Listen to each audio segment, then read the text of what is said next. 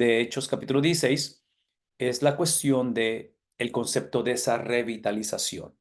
Estoy transmitiendo o estoy enseñando la clase desde acá del norte de Texas porque hemos estado teniendo diferentes responsabilidades, trabajos y proyectos que estamos haciendo, pero en particular, hemos estado en la cuestión de poder llevar a cabo el trabajo otra vez denominacional. Y en ese aspecto de la denominación, pues en este caso, platicando con algunos de los pastores, porque tuve la oportunidad de estar con algunos de ellos en este día, platicando con algunos de ellos, una de las cosas que hablábamos es precisamente que algunas de las convenciones regionales, y sé que esa es la palabra que se usa en Latinoamérica, nosotros llamamos asociaciones, están buscando director de misiones. Y este trabajo denominacional, como es el trabajo de la iglesia local, requiere no solamente liderazgo, pero liderazgo calificado, liderazgo que pueda traer las iglesias a trabajar en armonía, a trabajar en esa unión. Y todo esto lo estoy mencionando simplemente por la importancia que requiere ese trabajo.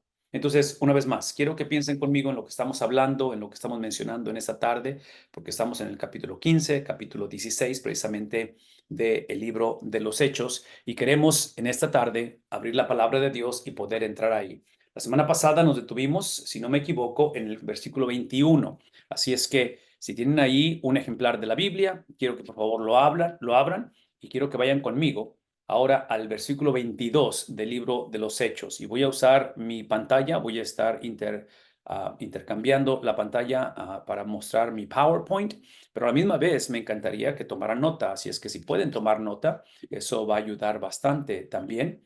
Y aquí vamos a poner algunas de las notas para hablar un poco acerca de esto. Estamos en el capítulo 15, versículo 22, y vamos a tratar de cubrir lo más que podamos del 16. No sé qué tanto podamos avanzar en esta noche, pero vamos a hacer lo posible.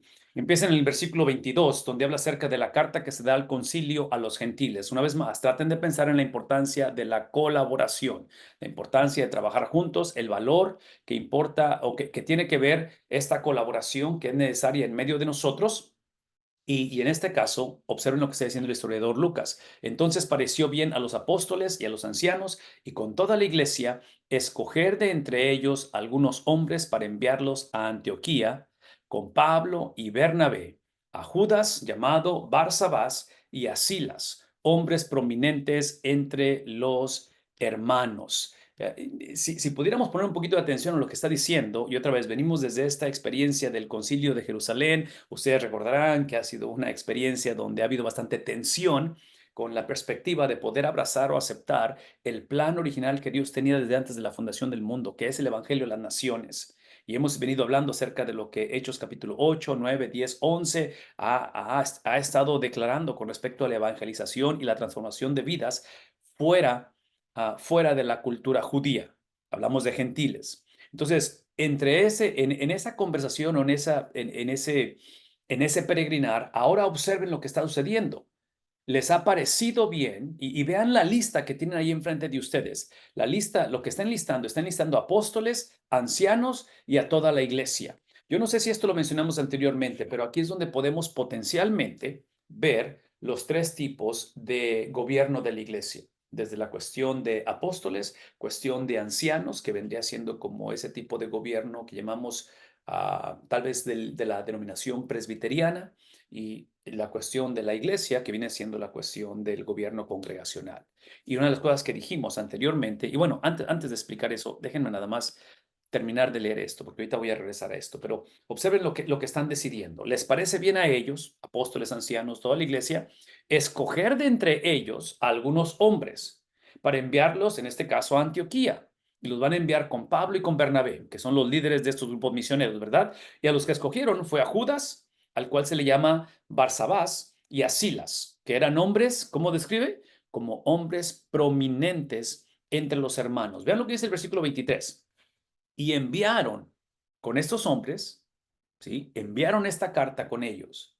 Y aquí está lo que dice, observen esto, los apóstoles y los hermanos, que son ancianos, escuchen el lenguaje de liderazgo de la iglesia, hombres calificados que liderean, que gobiernan la iglesia, ¿sí? A los hermanos en Antioquía, en Siria y en Cilicia, que son de los, ¿qué cosa? otra vez, de los gentiles. Otra vez, acuérdense, lo que hemos venido hablando es la cuestión de ese péndulo que ha girado en la otra dirección, que en un momento dado, si no tenemos cuidado, se nos olvida. Si no tenemos cuidado, potencialmente empezamos a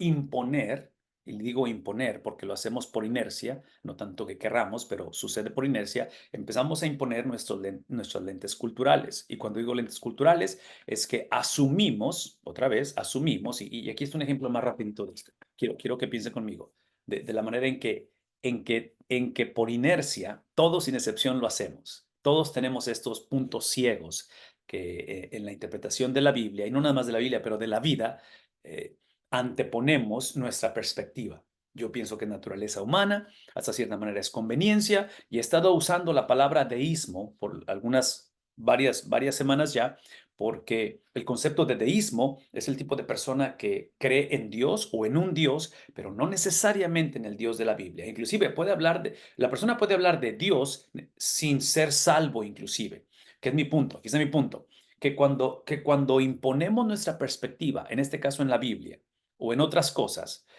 potencialmente la persona, cuando hacemos eso, estamos cayendo o hemos caído en ese deísmo, donde creemos en Dios, pero trágicamente creemos en el Dios prefabricado, en el Dios que nos conviene o en el Dios que está de acuerdo conmigo. ¿Cómo sé esto? Y otra vez, aquí es un ejemplo.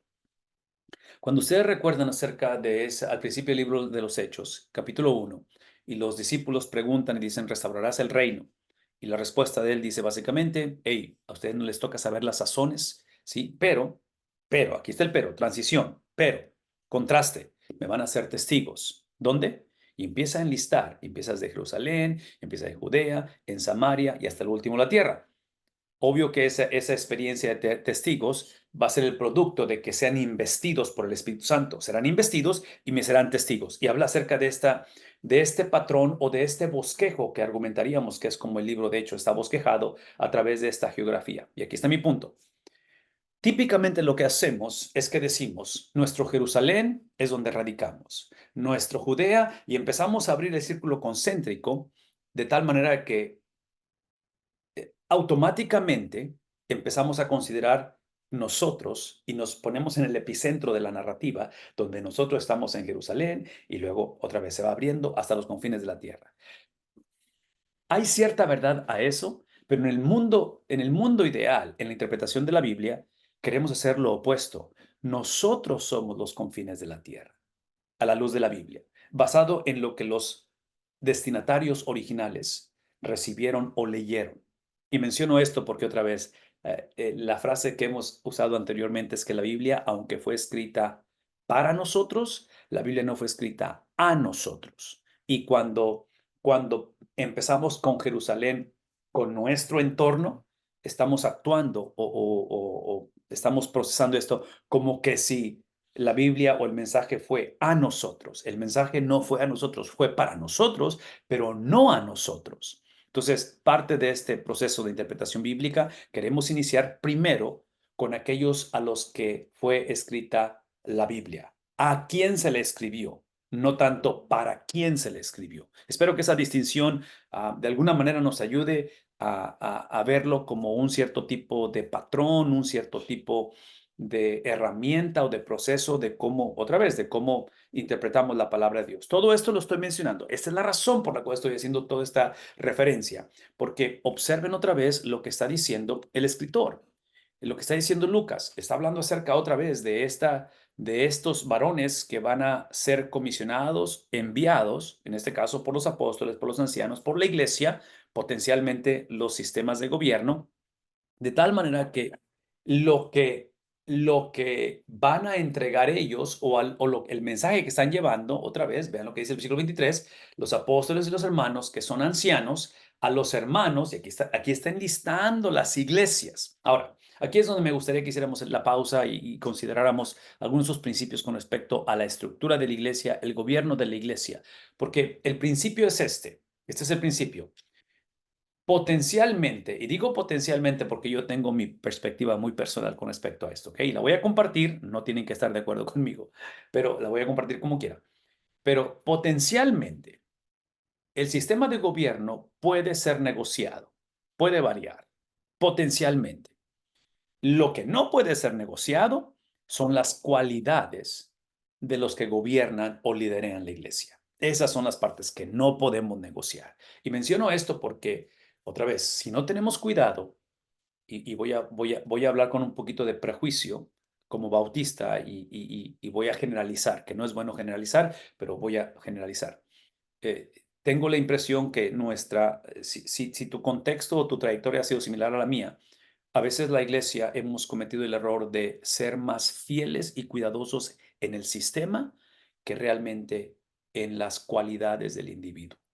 De tal manera que cuando ese es el caso, cuando ponemos más prioridad en el sistema, a expensas de, otra vez, de no poner la atención necesaria en quién está liderando la iglesia o quién es el que está gobernando de acuerdo al sistema, y otra vez puede ser apostólico, puede ser a través de ancianos gobernantes o a nivel congregacional, las cualidades, yo voy a argumentar, distintivos, quién califica, quién no califica, es más importante que el sistema.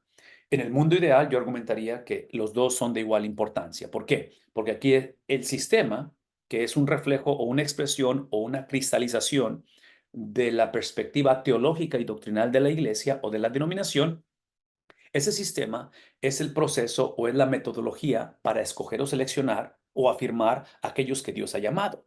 Pero ese mismo sistema de gobierno también es la metodología, es el proceso, es la cristalización o la encarnación de lidiar con aquellos que potencialmente se descalifiquen del gobierno de la iglesia, del liderazgo de la iglesia. Y aquí ustedes saben, y aquí es donde entran temas que son controversiales y continuarán siendo controversiales, que es la cuestión si un divorciado puede ser diácono, si puede ser pastor, la cuestión de que si puede una mujer ser pastor. Ustedes saben, ese tipo de conversaciones siempre han existido y cambian en cuestión de regiones, en cuestión denominacional. Entonces, todo esto lo estoy mencionando porque otra vez podemos, en un momento dado, los sistemas podemos negociarlos de esa cierta manera, pero voy a seguir argumentando. Mi argumento es que no podemos negociar, ¿qué cosa? Las cualidades de aquellas personas que han sido llamadas para liderar la iglesia. Y es obvio que cuando hablamos de liderazgo en un mismo enunciado con la palabra iglesia, por por naturaleza, ese liderazgo de Cristo reflejado a través de aquellos que han sido encomendados, la novia de Cristo. Entonces, no es un liderazgo simplemente creativo, no es un liderazgo basado en simplemente cualidades o habilidades del individuo, es un liderazgo que realmente es gobernado por el Espíritu de Dios, ejercido por la persona de Cristo, modelado y depositado en la vida de aquellos que, otra vez, hemos sido llamados para hacer esto, que es el punto, de que en un momento dado, la iglesia tiene que regresar, retomar, reconsiderar el liderazgo de Cristo para que sepa distinguir el liderazgo de aquellos que gobiernan la iglesia. Porque si el liderazgo de Cristo no es el punto de partida, y esto que estoy diciendo obviamente se aplica a nivel de iglesia, se aplica a nivel de hogar, se aplica en todo ámbito donde la perspectiva sea cristocéntrica. Es obvio que si Cristo no está de por medio, la conversación completamente cambia. Y no tanto que cambie porque debe de cambiar, pero cambia en el sentido de que cuando Cristo no es el punto de partida, todo puede suceder.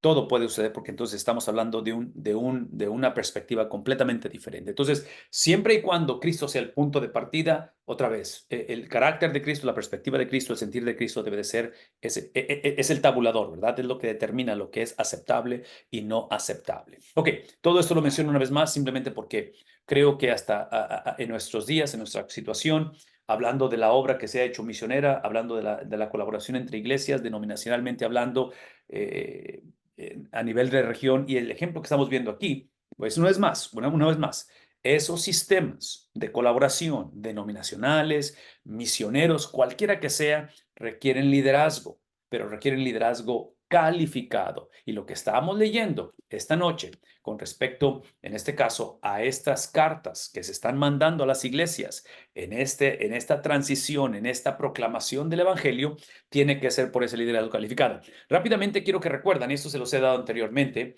es la cuestión de, basado en Efesios capítulo 4, versículos 10 al 12, donde habla acerca de que cómo el Señor, el Espíritu, algunos llamó para algunos para ser apóstoles, profetas, evangelistas, pastores y maestros. Estamos hablando de liderazgo calificado, ¿verdad? Y en este caso, cuando hablamos de ese liderazgo, observen que hablamos de una definición y de un impacto. ¿Qué significa el apostolado? ¿Qué significa este papel de profeta, de evangelista, de pastor, de maestro? Esto lo hablamos la semana pasada un poquito, pero quiero tocar rápidamente esto para que recordemos que hablamos de apóstol, es aquel que es enviado, es el misionero, es aquel que planta iglesias, es aquel que siembra iglesias, el profeta es aquel que sabe. Entonces, piensen en términos de un trabajo colectivo, una colaboración para que la iglesia, porque acuérdense, y no tengo el versículo aquí enfrente de mí, pero acuérdense que lo que estamos hablando en Efesios, todo esto es con el propósito, otra vez, de entrar, de entrenar o de equipar a los santos para la obra del ministerio. Una vez más, lo que tienen enfrente de ustedes, el propósito, la meta, es para que la iglesia sea saludable y caminemos, dice el apóstol Pablo, hacia la estatura del varón perfecto. Entonces, el propósito es, una vez más, el propósito es que el Dios que ha decidido y ha especificado, por eso la palabra predestinación es simplemente que el Dios que ha determinado el destino, ¿verdad? ¿Hacia dónde va esto? También ha determinado cómo. Y aparentemente esto lo que está en la pantalla es la metodología a través de hombres y mujeres calificados para llevar a la iglesia a caminar en similitud a Cristo. Entonces, una vez más, alguien tiene que ir, ¿verdad? Tiene que ir. Pero cuando la persona va y ahora personas vienen al Evangelio, ¿sí? El profeta es aquel que sabe, el evangelista es aquel que recluta, el pastor es aquel que cuida o nutre y el maestro es el que explica. Observen que el impacto que está teniendo es de extensión para el apóstol, integración para el profeta, expansión para el evangelista, nutrición para el pastor y entendimiento para el maestro. Una vez más, este es el prototipo que encontramos en Efesios capítulo 4, versículos 10 al 12, donde el propósito es, ¿qué cosa? Una vez más, la capacitación, el entrenamiento de los santos para la obra del ministerio. Si lo pueden ver desde una perspectiva organizacional, otra vez encontramos cada uno de estos papeles o llamados y lo hemos ejemplificado poniendo el círculo rojo como ese liderazgo. La diferencia entre el rojo y el azul, escuchen lo que voy a decir, es nada más en cuestión de función, no en esencia. Es el concepto que tenemos en el hogar. En el hogar, lo rojo, papá y mamá, son diferentes a los hijos en el azul en función, no en esencia. El valor de las personas es exactamente el mismo. Simplemente que en función cambia. Y voy a decir una vez más, la función está de acuerdo al llamado que Dios ha puesto, y en este caso hay un llamado en la vida de la mamá, hay un llamado en la vida del papá, ¿verdad? En el cual no tenemos tiempo ahorita para hablar de esto, pero en un mundo, por eso dije hace un momento, en un mundo donde la perspectiva bíblica es ignorada, negociada o potencialmente mezclada con otras cosas, estos diseños originales desde el hogar, desde la iglesia y eventualmente los gobiernos, es obvio que estamos pagando las consecuencias cuando la perspectiva bíblica no está viéndose como esa base de partida, como ese fundamento para poder llevar a cabo, y escuchen la palabra que voy a usar, para que pueda florecer, para que pueda llevar a cabo la función por la cual fue diseñada la familia, por lo cual fue diseñada el hogar, la iglesia. Entonces, una vez más, piensen en términos de ello porque creo que es parte de lo que está mencionando aquí. En cuestión de la estructura de la iglesia, otra vez, importante que es, observen que en la cuestión de ancianos, y aquí pongo ancianos y diáconos porque consideramos que estos son los dos oficios dentro de la iglesia, diáconos y pastores o ancianos gobernantes. Observen que en la cuestión de la función principal, en cuestión de los pastores o de los ancianos gobernantes, obispos es la misma palabra, es la cuestión de la enseñanza, es la cuestión de compartir la palabra de Dios, es la cuestión de gobierno de la iglesia, tomar decisiones, lidiar con lo que estamos leyendo en Hechos, con lidiar con situaciones donde hay diferencias, donde hay tensión, donde hay malos entendidos. Ese es el papel de ellos. En cuestión de los diáconos, de acuerdo a lo que vemos en la palabra de Dios, su función tiene que ver con obras, con esa vida de servicio, no necesariamente con el gobierno de la iglesia. Y otra vez, aquí es donde no sé cuál es la experiencia de ustedes o cómo lo han visto, pero trágicamente, y digo trágicamente, porque esa es mi convicción, y otra vez no tenemos que estar de acuerdo en esto, pero yo creo que cuando el pastorado no está llevándose a cabo desde esta perspectiva bíblica. Siento que por la falta de ese liderazgo bíblico, muchas de las veces el diácono o el diaconado entra en esa función de gobierno, que hasta donde yo alcanzo a entender la palabra de Dios, no es el papel del diácono de gobernar la iglesia. Ese es el papel de los pastores. Y escuchen mi lenguaje, estoy usando un lenguaje de pluralidad, porque Dios ha llamado pastores, ¿sí? Dentro de las iglesias. Trágicamente, esa posición, la mayor parte del tiempo la hemos hecho una posición pagada, de lo cual no estoy en contra, obviamente, porque es una bendición cuando hay compensación para poder dedicar ese tiempo necesario y saber que el obrero es digno de su salario, pero será posible que a lo mejor Dios ha llamado personas y hay personas calificadas para ejercer ese llamado, que no necesariamente tienen que ser pagados y que muchos de ellos no desean y no, no ven, no, es lo que se le llama como ministerio vocacional, que lo hagan su vocación, pero mi punto simplemente es de que debe de haber pluralidad en ese aspecto. Ok, nada más menciono todo esto otra vez y comentarios, ahí está el chat, nos encantaría escuchar de ustedes si hubiera algún comentario con respecto a esto, pero yo voy a argumentar que este es el fundamento de lo que estamos hablando con respecto al libro de los Hechos, de tal manera que dice, y observen lo que está diciendo aquí, con respecto a este versículo 24, y dice, puesto que hemos oído, observen esto, están mandando la carta, las cartas están mandando esta explicación, dice, porque hemos oído que algunos de entre nosotros, de las iglesias, dentro de las iglesias, a quien no autorizamos, otra vez, esta palabra autorizamos, esta palabra habla de gobierno. Ahora, aquí quiero hacer otro paréntesis porque es importante. Este es mi argumento. Yo voy a argumentar que toda iglesia, toda institución, todo organismo, hogar, todo, alguien va a gobernar. El gobierno es inevitable. No gobierno es gobierno, pero alguien va a gobernar.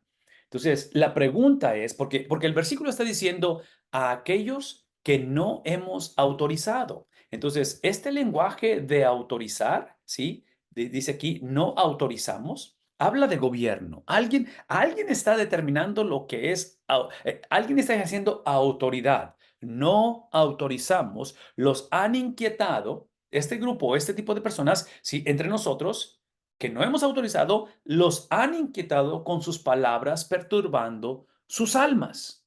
Entonces, en un momento dado, potencialmente, esto que dice al final del versículo, sí, y lo estoy subrayando, pero yo sé que eso no nos permite leerlo, pero esa parte habla de inquietar a los hermanos, inquietar a la iglesia, perturbarlos aún en su alma. En un momento dado, eso que está ahí no tenemos control de ello. No tenemos control muchas veces cuando hay alguien que está causando disensión, que está causando o proveyendo o creando doctrina falsa. En fin, de lo que tenemos control es precisamente de que tengamos una estructura y tengamos a las personas calificadas para que autoricen o no autoricen ello. ¿Qué estoy diciendo? Que trágicamente, por lo que estamos leyendo en la palabra de Dios, y es el pan nuestro de cada día en la iglesia hoy en día, por muchos lugares, por todos lugares, es la situación donde en un momento dado se filtró, se presentó la cuestión de que alguien o algunos empezaron a crear situaciones, cosas, experiencias, doctrinas, actitudes que trajeron o traían o traen luto al corazón de Cristo, que van en contra de la Biblia. Y muchas veces el problema con eso, una vez más, es que no hay la infraestructura o no hay el liderazgo para lidiar con ello. Este fin de semana estuvimos en Oklahoma en unas conferencias y el domingo, después del culto, sentado, porque obviamente como bautistas tuvimos una comida y esta ya era nuestra salida, estábamos ahí, comimos y ya nos regresábamos y me tocó sentarme al lado de un hermano. Y dentro de la plática, estamos hablando de una iglesia que no conocía a nadie de la iglesia, ni al pastor. El pastor nada más teníamos habíamos hecho contacto anteriormente, muy brevemente, pero fue nuestra primera interacción ya formal. Y con este hermano no lo conocía, pero en la plática sale que él sirvió en el ejército mexicano. Y cuando empieza a platicar acerca de esto, unas cosas que me llamó la atención porque no conozco no conozco casi nada del ejército en ningún país, mucho menos en México, porque tengo muchos años de no vivir en México, pero mi punto es de que habla acerca de esa infraestructura de los gobiernos. Y menciono todo esto porque cuando hablamos de Fuerzas Armadas, existen precisamente para, y aquí hay un principio, otro principio.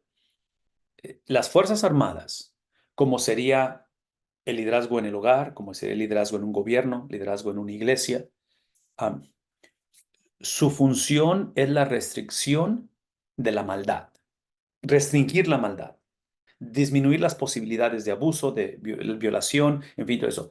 Y escuchen lo que estoy diciendo. Como todo sistema, otra vez, sea el sistema en un hogar, de un matrimonio, de un papá, una mamá, un sistema de gobierno de una iglesia, un sistema de gobierno de un país, todo sistema es un sistema imperfecto porque está ejercido por personas imperfectas, que es el punto, que no hay sistemas perfectos.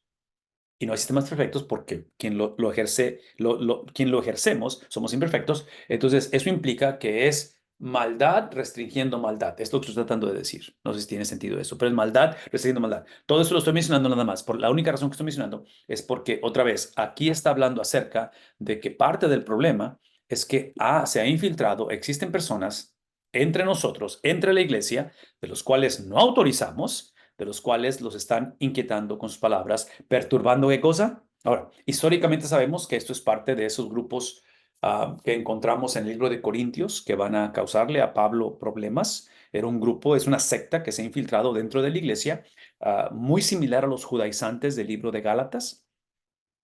Entonces, el punto es de que es un grupo que trata, esa es la perturbación del alma. Están tratando de llevar a la iglesia de regreso a los rudimentos de la ley. Y por eso es que yo les he puesto esta gráfica varias ocasiones, donde básicamente el perturbar o la confusión es cuando el cristiano regresa a pensar, porque así es como pensábamos anteriormente. Esto que está en la pantalla es lo que llamamos deísmo.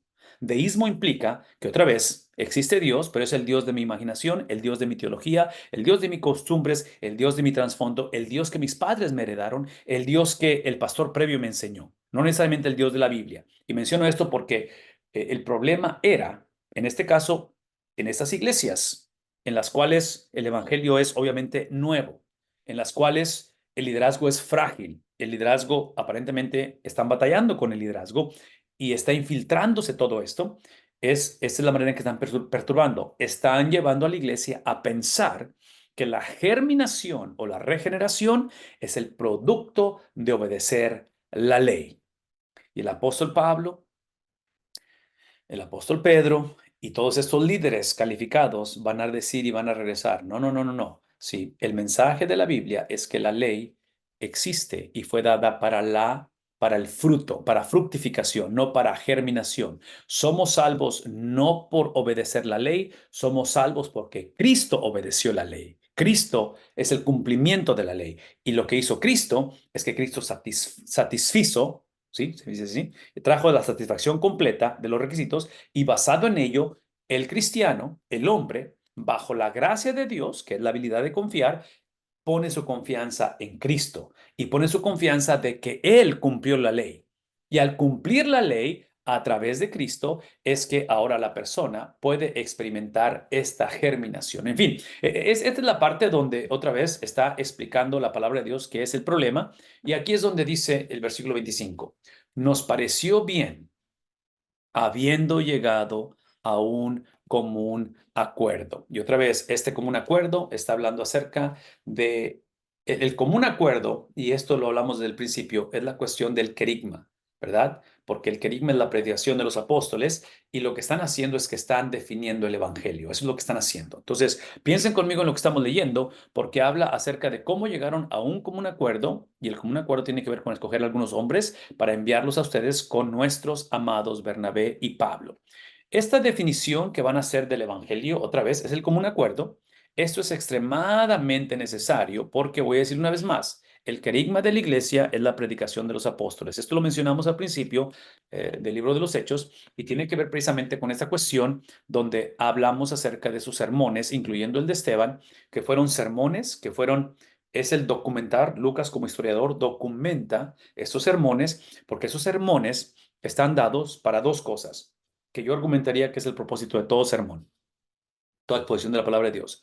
Es evangelístico y es para edificación o madurez de los cristianos. Evangelístico, sí, para aquellos que no conocen, y crecimiento, formación, limando asperezas de aquellos que son cristianos. ¿Qué es el punto? De que aparentemente en las iglesias, y estamos mencionando estos casos, en las iglesias, al infiltrarse aquellos que no eran autorizados, por favor escúchenme, autorizados por aquellos que Dios había posicionado en liderazgo.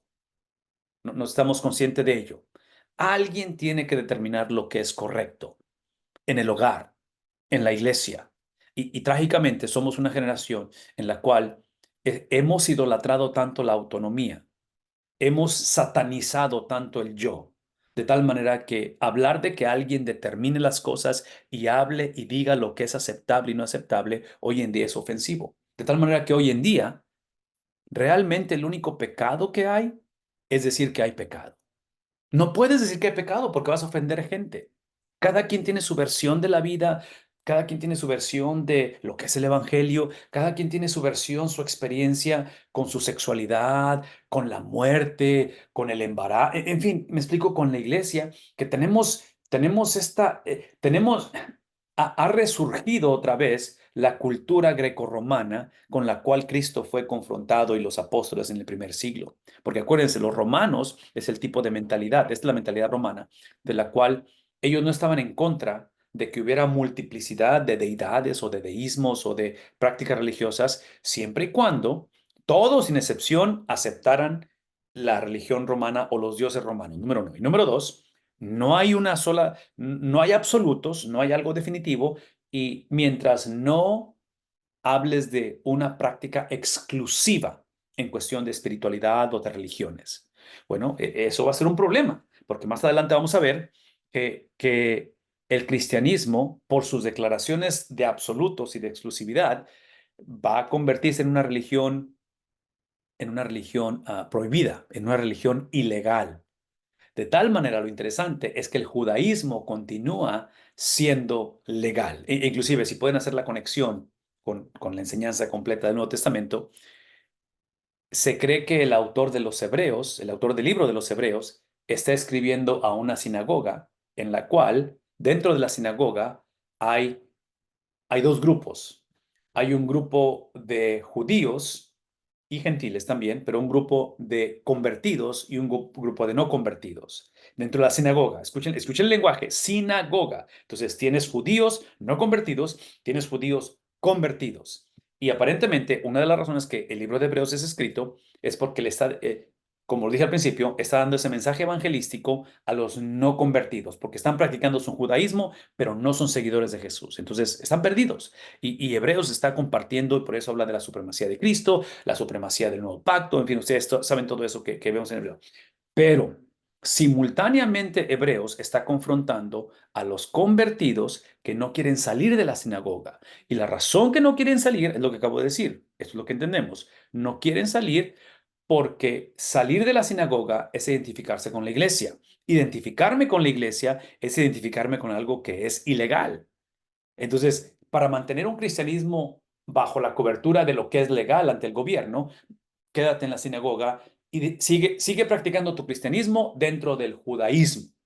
Y es ahí donde no, porque otra vez, si ustedes conectan la conversación en el libro de los Hechos, parte de todo lo que hemos estado hablando es precisamente la cuestión de el plan redentor a través de las edades que fue establecido donde el evangelio era para las naciones. Entonces, en Hebreos, el escritor está diciéndole a la iglesia que no está actuando como iglesia, que salgan de la sinagoga a predicar el evangelio. ¿Que va a haber persecución? Ya, porque la persecución, por lo que entendemos, es uno de los vehículos que Dios ha usado a través de la historia para que la iglesia sea movilizada.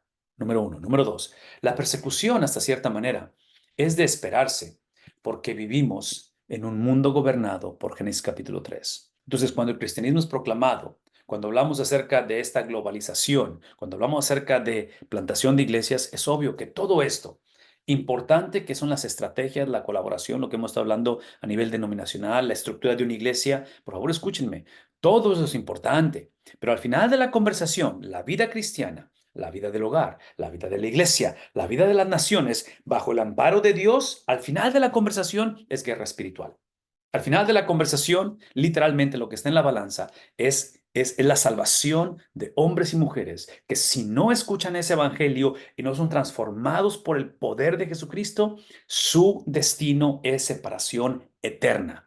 Y otra vez, yo no sé si eso nos preocupa o no, pero tenemos que regresar a esa pasión por las almas. Y creo que es parte de lo que estamos aquí hablando, porque obviamente las iglesias o la iglesia, en este caso, en estos lugares, en lo que es el Asia Menor, esa parte de lo que hoy es en día conocido como Turquía, están batallando para entender. Entonces, una vez más, la definición del evangelio es lo que aparentemente en este versículo 25 habían llegado a un común acuerdo. ¿Qué es el evangelio? Otra vez, rápidamente, están tomando nota, es entender que el evangelio es que somos salvos de quién. Somos salvos de Dios primeramente, somos salvos de nosotros mismos y somos salvos de un infierno. En otras palabras, tenemos que saber de quién o de qué somos salvos. ¿Salvos de qué? ¿Sí? No solamente salvos para qué, pero salvos de qué. La otra cosa que tiene que ver con el Evangelio es que el Evangelio es esa doble transacción legal. Implica que el viernes yo le entregué mi pecado a Cristo, recibí el perdón de mis pecados y eso es lo que causa o lo que produce la muerte, ¿verdad? Cristo se posiciona y toma nuestro lugar, absorbe la venganza, la ira, el castigo que nos correspondía y el que no conoció el pecado por nosotros toma su último respiro y muere. Pero el domingo, doble transacción, el domingo legalmente toda su perfección, como él cumplió la ley, ¿sí? Toda su obediencia, toda su santidad es entregada a nosotros. Entonces, doble transacción, pecado a él, su perfección o su justicia es dada a nosotros. ¿Qué implica ello? El Evangelio nos dice que legalmente somos inocentes, legalmente, como si nunca hubiéramos pecado, legalmente hemos obedecido la Biblia, aunque nada de esto lo hemos hecho, pero lo hizo Cristo, pero como transfirió su persona a nosotros, es la razón por qué legalmente es de nosotros. Por legalidad es de nosotros y legalmente somos hijos de Dios. Esto implica que en cuestión de esa salvación, ¿sí? Nos da la habilidad, escuchen esto, esa salvación es de practicar o de entender que nos hemos arrepentido, que hemos puesto nuestra confianza en Él, reflejado ahora en obediencia y especialmente en perseverancia. Por favor, escúchenme. El Evangelio está basado en que esto que está en la pantalla, lo que ven en la pantalla, inicia con la persona de Cristo, no con nosotros, porque si no sería Evangelio de la prosperidad. Sí, el Evangelio me dice esto, que yo por naturaleza, sin Cristo, yo por naturaleza, sin el empoderamiento del Espíritu Santo, yo no puedo arrepentirme por mí mismo. ¿Por qué? Esta es la razón. Porque una persona sin el Espíritu Santo no ve la necesidad de arrepentimiento. Una vez más, ¿por qué? Porque estamos muertos en pecado, porque no tenemos la habilidad de reconocer que está, en fin, el punto aquí es simplemente que esta cuestión de arrepentimiento, véanla desde la perspectiva de Cristo, y Cristo no tuvo nada de qué arrepentirse, pero Cristo llevó a cabo las prácticas que la ley pone o impone o demanda para que el arrepentimiento se lleve a cabo. ¿Cómo lo sé? La circuncisión. ¿Cómo lo sé? El hecho de que fue bautizado. Todas estas prácticas son las prácticas que cumplieron los requisitos aun cuando él no lo necesitaba. ¿Por qué? Esta es la razón y ustedes lo saben esto. La razón es porque todo lo que Cristo hizo, todo lo que Cristo dijo, todo lo que Cristo es, siempre fue para beneficio de nosotros. No sé si está claro. Si recordamos eso o no recordamos eso. Porque es el corazón de Dios, es un corazón misionero, es un corazón de entrega, es un corazón para beneficiar a otros. Y ese es el llamado que tenemos como iglesia. En la cuestión de fe, es obvio que Cristo no solamente tuvo fe, pero fue fiel hasta la muerte. En cuestión de obediencia, adivinen qué. Su perfección, su obediencia nos la ha entregado a nosotros. Y en cuestión de perseverancia, es obvio que perseveró hasta el fin. Por lo tanto, hablar de salvación es ejercer estos componentes que iniciaron o se encuentran no en nosotros, se encuentran en Cristo y Cristo los ha transferido a nosotros. Entonces, esto que está en la pantalla realmente, lo que es el Evangelio nos permite administrar lo que ha sido entregado a nosotros. ¿Estamos claros en ello? Por favor, escúchenme. ¿Sí? El Evangelio nos muestra, el Evangelio es entender que todo esto que somos llamados a hacer, lo hacemos porque Cristo lo hizo y Cristo lo entregó a nosotros y ahora nos hace simplemente copartícipes de ello en el contexto de administradores de ello. El Espíritu de Cristo es aquel que trae convicción, la revelación del Evangelio, el bautismo en Cristo y la formación. Ese es el bautismo en Cristo, el bautismo en el Espíritu y la formación de Cristo en nosotros. Hablamos de la salvación de la perspectiva que nuestro espíritu, alma y cuerpo son salvos instantáneamente, pero a la misma vez somos salvos progresivamente, ¿verdad? Simultáneo, progresivo. ¿Qué implica ello? Hablamos del cabús, que es el último de los vagones en el tren, que yo argumentaría que es donde está precisamente el concepto de las emociones, ¿sí? La regeneración en su espíritu, en nuestro intelecto, que serían los vagones, y las emociones, que sería el cabús. Entonces hablamos de experiencia instantánea y sí, instantánea y progresiva, que sucede a la misma vez. Al final de la conversación, la salvación es la bienvenida a una persona. Esa persona no somos nosotros, es Cristo. Le damos la bienvenida, afirmamos las verdades que Cristo dijo de su persona, no de nosotros, de su persona, las afirmamos, las creemos, tenemos esa convicción ahora, y eso implica que produce un estilo de vida. Hermanos, por favor, escúchenme. Esto es lo que los apóstoles están enfatizando, que ese estilo de vida está basado en una doctrina, y esa doctrina siempre, siempre, siempre, siempre, siempre, siempre es relacional. Es para que otros puedan conocer de ese evangelio. Rosita, te voy a dar el micrófono ahorita. Pastor Miranda, no sé si hubiera algún comentario o pregunta, pero déjenme terminar con esto. Estos hombres han arriesgado su vida por el nombre de nuestro Señor Jesucristo. Por lo tanto, dice, hemos enviado a Judas, hemos enviado a Silas, quienes también les informarán las mismas cosas verbalmente. Entonces, es obvio que todo esto lo están informando a través de cartas que han mandado, ¿verdad? Porque el concilio lo ha mandado a estas iglesias. Pero ahora están mandando estos representantes, ¿sí? A nombre, con esa autoridad de gobierno que estamos hablando, en los cuales hablan de Judas, hablan de Silas, y otra vez ellos van a informar de todo esto acerca de estas cosas, pero lo van a hacer de una manera verbal. Ok, Rosita, ¿algún comentario o pregunta hasta ahorita? Sí, sí, pastor. A ver. Hay una pregunta de la hermana María Domínguez. Dice, ¿los no autorizados estaban usurpando la autoridad en la iglesia? Otra vez, los no que Los no autorizados autorizados. Ok. eh, Estaban. estaban usurpando la autoridad de la iglesia. La respuesta es sí, porque, y esto es súper interesante, esa pregunta, excelente, excelente pregunta. Y la respuesta que voy a dar, la respuesta es sí. La explicación que voy a dar, me gustaría que de alguna manera sintiéramos el peso de lo que estoy por decir, porque esto creo que tiene mucho peso. No sé si ustedes recuerdan, pero en Hechos capítulo 9, cuando Saulo va rumbo a Damasco con las cartas del sumo sacerdote para encarcelar a aquellos los del camino, y se aparece ese gran resplandor, se aparece Cristo, el Cristo resucitado, lo tumba del, que no sé en qué iba, pero en lo que iba, lo tumba, da al piso. Y la pregunta que hace es, Saulo, Saulo, alguien ponga en el chat, ¿qué es lo que dice? Saulo, Saulo, ¿por qué me persigues? Da la impresión, y no solamente es impresión, es la realidad, da la impresión, y es la realidad, que Cristo se ve como uno con la iglesia. Es uno con la iglesia. Porque cuando él dice, ¿por qué me persigues? Saulo va a decir, ¿quién eres, Señor? Porque yo no estoy persiguiendo a ti, yo estoy persiguiendo a los del camino, a la iglesia. Y ese es el punto, me estás persiguiendo a mí, porque somos uno. ¿Recuerdan eso? Somos uno.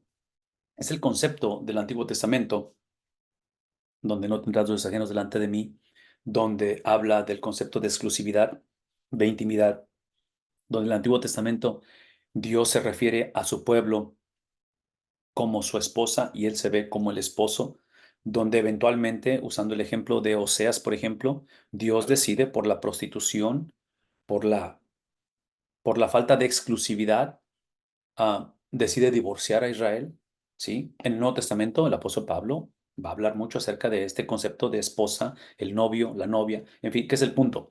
El punto es de que la pregunta tiene que ver que si los no autorizados están usurpando la autoridad de la iglesia, y la respuesta es sí, porque están usurpando la autoridad de Cristo.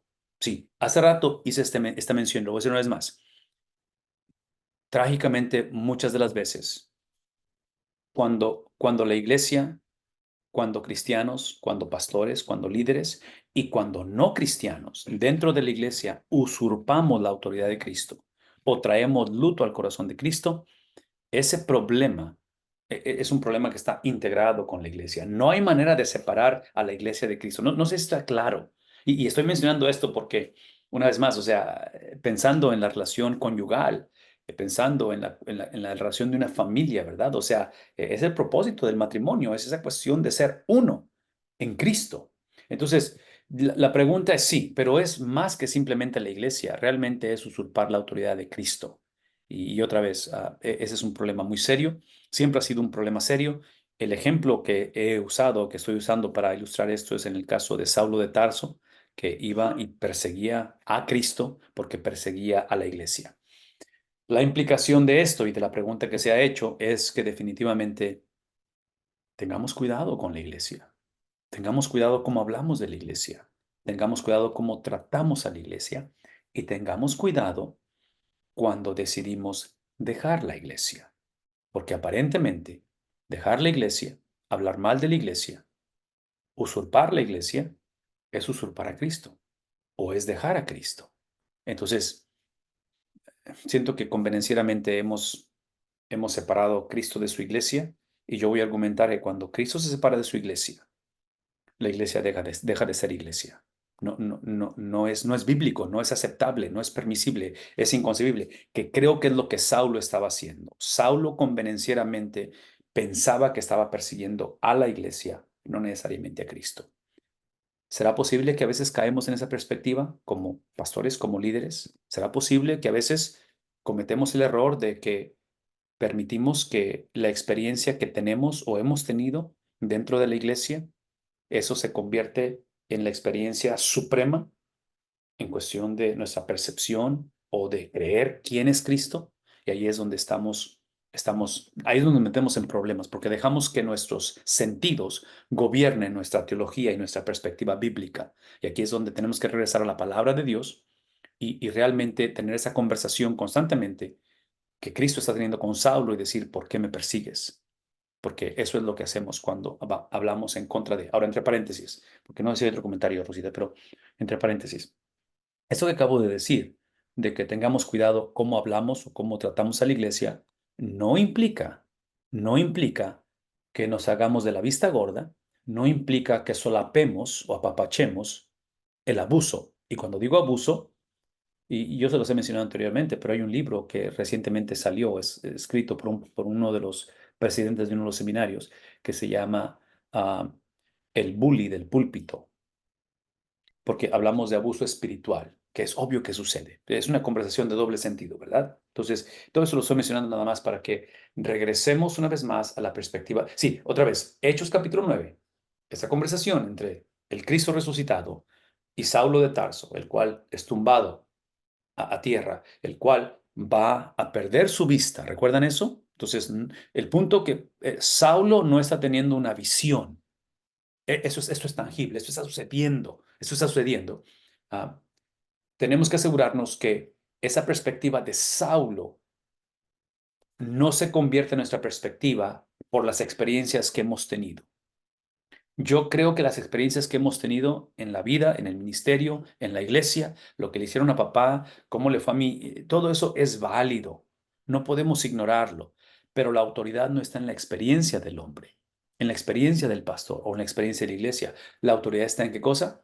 En la palabra de Dios. Entonces, ¿cómo le hacemos para que mi experiencia sea sometida a la autoridad de la palabra de Dios? Ese yo argumentaría que es el reto.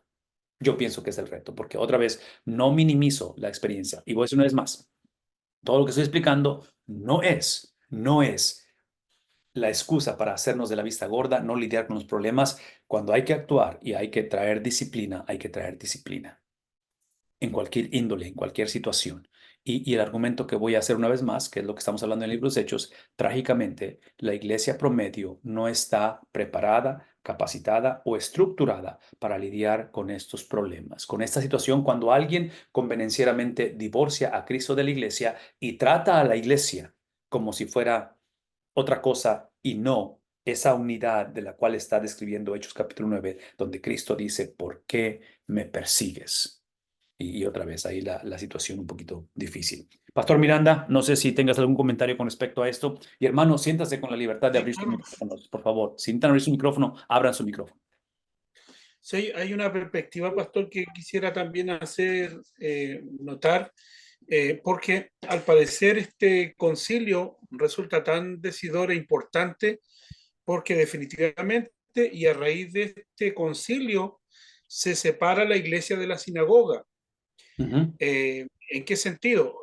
Porque precisamente en el capítulo 6, cuando está el arresto de Esteban, nombran incluso unas cinco lugares de donde eran estos personajes que acusaban a Esteban, eran de sinagogas de diferentes lugares. Nombran allí a Cilicia, que era de donde era procedente el apóstol Pablo, ujú, Antioquía, que es el mismo lugar donde aquí están, digámoslo, complicados, Antioquía de Siria, pero este concilio está en Jerusalén a razón de por qué están discutiendo la labor misionera de Pablo y la conversión de los gentiles, ¿cierto? El apóstol Pedro toma el argumento y les dice a los hermanos, yo ya he sido bien elocuente en demostrar cómo es que cuando yo salí, y la primera parte cuando evangeliza la casa de Cornelio y ve que el Espíritu Santo está descendiendo sobre los gentiles, él toma ese argumento para decirles que el Señor está haciendo algo con otras naciones. ujú, Entonces el concepto de la sinagoga está quedando, digámoslo, va a tener que necesariamente separarse de la iglesia, porque hay judaizantes que quieren mantener las tradiciones, obligando a los gentiles a circuncidarse y todo lo demás. Entonces, lo que acabamos de leer y lo que dice usted, pastor, en el 23, los hermanos, los apóstoles, porque incluso habían algunos fariseos que se convirtieron al evangelio y ellos principalmente eran los que querían guardar las tradiciones y ujú. obligar a los gentiles a no a circuncidarlos y no permitirle entrar a la reunión de la iglesia. Entonces la discusión estaba entre que las tradiciones judías, hebraicas, por un lado, no se debían cumplir de acuerdo a la tradición judía en los gentiles, pero desde los judaizantes ellos creían fundamental para la fe cristiana cumplir con todos estos requisitos. Entonces, este concilio me da la impresión que es decidor en cuanto a la separación de estos dos caminos del judaísmo y del evangelio. Y aquí queda claro que la palabra del Señor es para todo el mundo y lo sabemos nosotros desde nuestra perspectiva, pero claramente los apóstoles validan el trabajo misionero y la expansión del Evangelio a todas las naciones que aquí se pueden considerar. Hay Pastor, harto lo que está... que decir, ¿no? Sí, termina, Sí. termina. Otra vez. Porque, bueno, yo estoy estudiando el libro de los Hechos y vamos en el capítulo 7. Y me ha servido mucho la conversación, el material que voy revisando cada vez, porque a mí me parece mucho, pastor, que a los fariseos, saduceos y a todo el grupo político de Israel le era un problema grande, un gran problema, este movimiento nuevo de Jesús, los cristianos, porque aparte de ser conversiones multitudinarias, era un movimiento religioso que se estaba levantando y que no era algo usual a lo que se había visto antes. De allí la respuesta, ¿cierto?, de este varón sabio, Gamaliel, que dice, Judas, ¿cierto?, se levantó con un grupo de 400 personas, murió él y hasta ahí llegó el asunto. Y así Teudas también hizo lo mismo y hasta ahí llegó el asunto. Pero esto es diferente porque hay milagros, porque hay señales, porque hay prodigios, porque hay poder de Dios. En ese mismo capítulo dice que los saduceos y fariseos decían, así como pienso yo, agarrándose la cabeza diciendo, ¿y en qué irá a parar todo esto?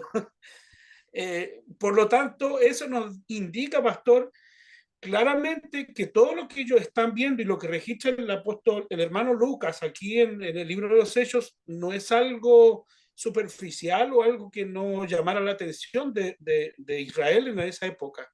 Están a 1 o 2 meses, 3 meses o a un año, ¿verdad? Todas estas historias de la muerte de Jesús. Entonces no es una distancia muy larga, No lo es, no lo es. que es Oye, y una ahorita, controversia. ahorita con lo que mencionas también me haces pensar de que, por lo que leemos en Hechos, de que, y esa es una pregunta que tal vez nos hemos hecho anteriormente, porque esto que estamos describiendo, y sé que te estás regresando al capítulo 7 y los previos capítulos, que está obviamente todo conectado, pero es la cuestión de que en el mundo ideal me gustaría que estas situaciones o esta infiltración de los no autorizados viene de grupos paganos, de sectas, y algunas son, pero da la impresión que también es de gente convertida, porque leímos anteriormente que eran fariseos convertidos. El punto es este, y esto lo vimos en Corintios también inclusive.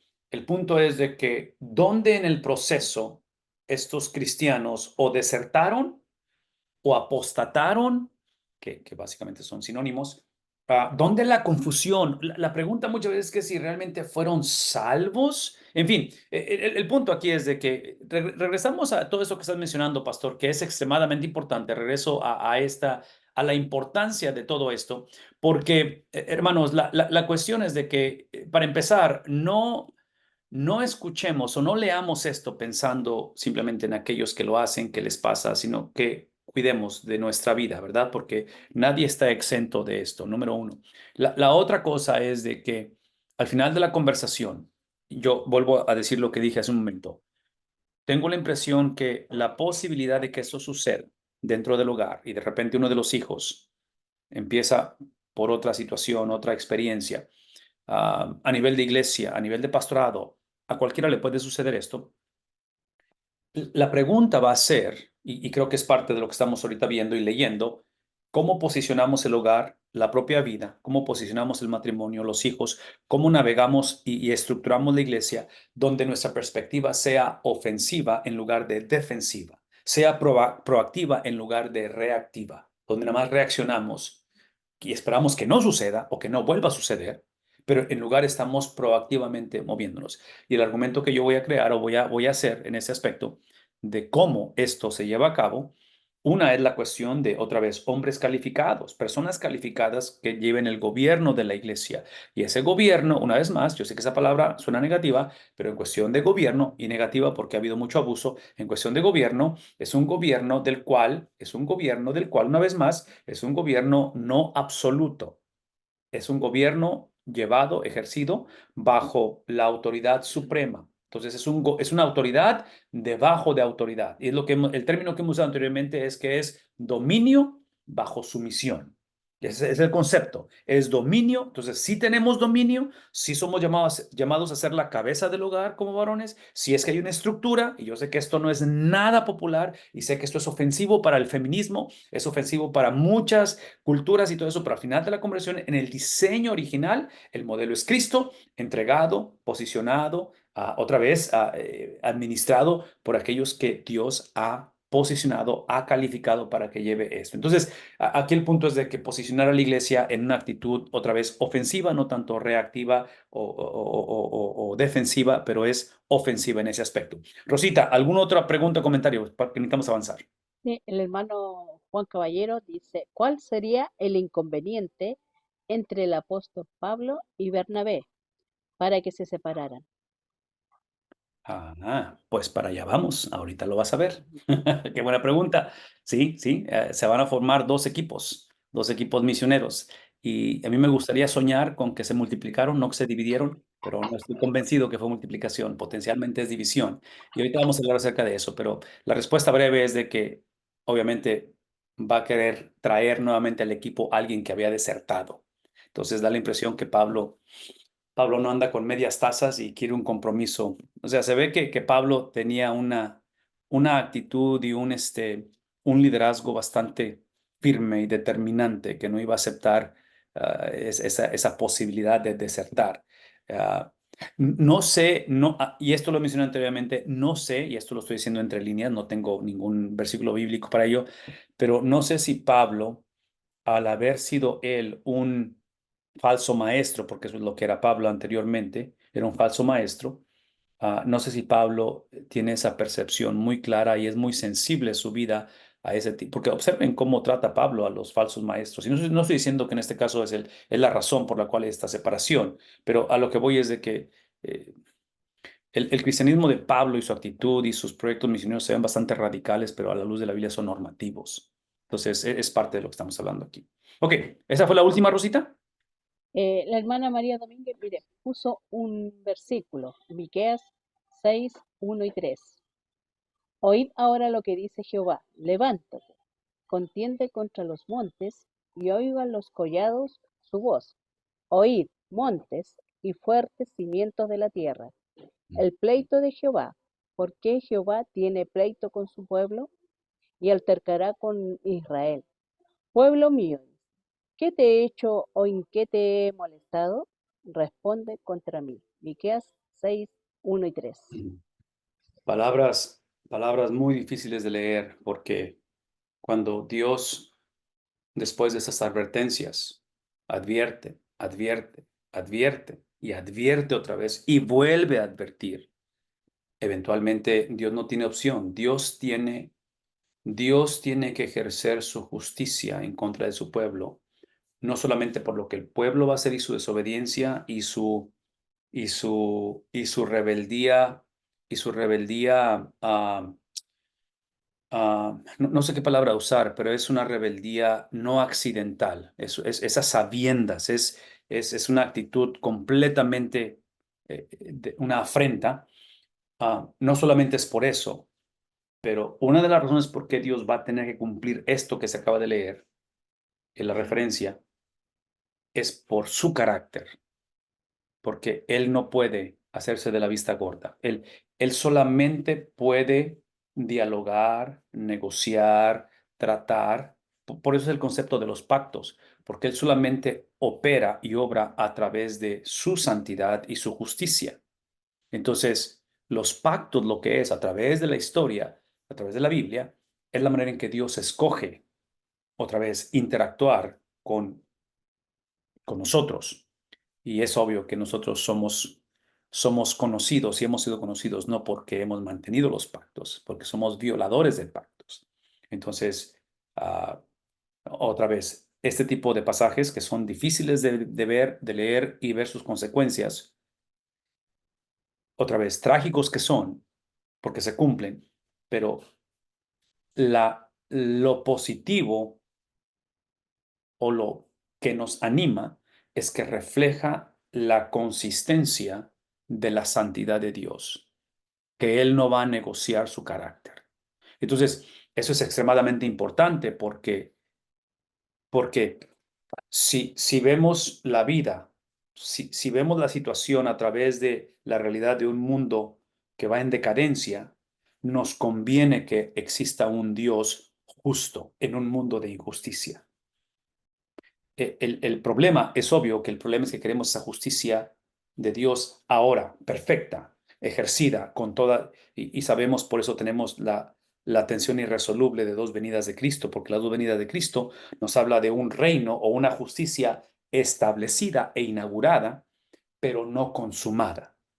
Entonces, como estamos en medio de esas dos situaciones, aquí es donde entra la perspectiva escatológica del fin del tiempo y donde procesamos lo inmediato a través de lo posterior. Entonces, en el Antiguo Testamento yo voy a argumentar que es la misma perspectiva.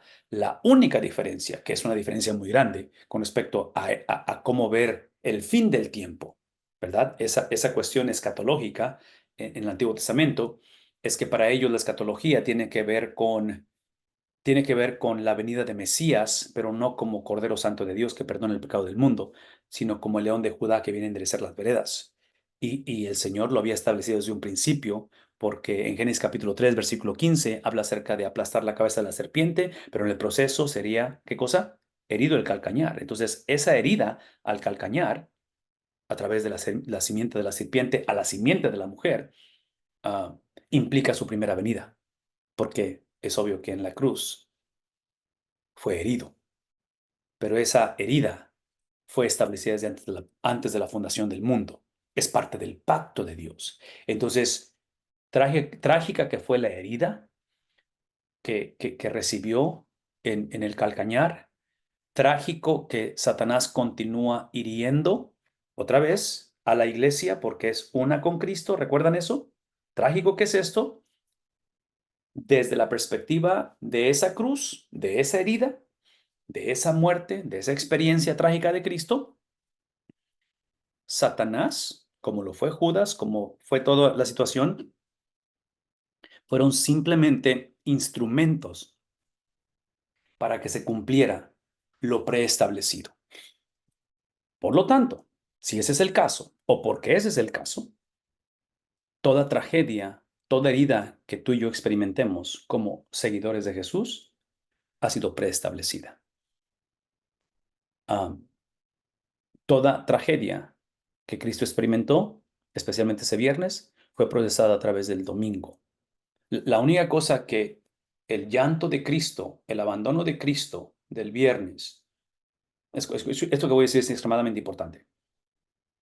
El prerequisito para que Cristo procesara el viernes a través del domingo, llanto a través de gozo, el prerequisito es que Cristo tenía que vivir una vida perfecta que garantizara el domingo. Si la perfección de 33 años garantiza salida del sepulcro. Por lo tanto, el viernes se procesa a través de dos cosas: una vida perfecta y una resurrección que es inevitable, que tiene que suceder. Traduzcan esto en la vida de nosotros, en la vida tuya, en la vida mía.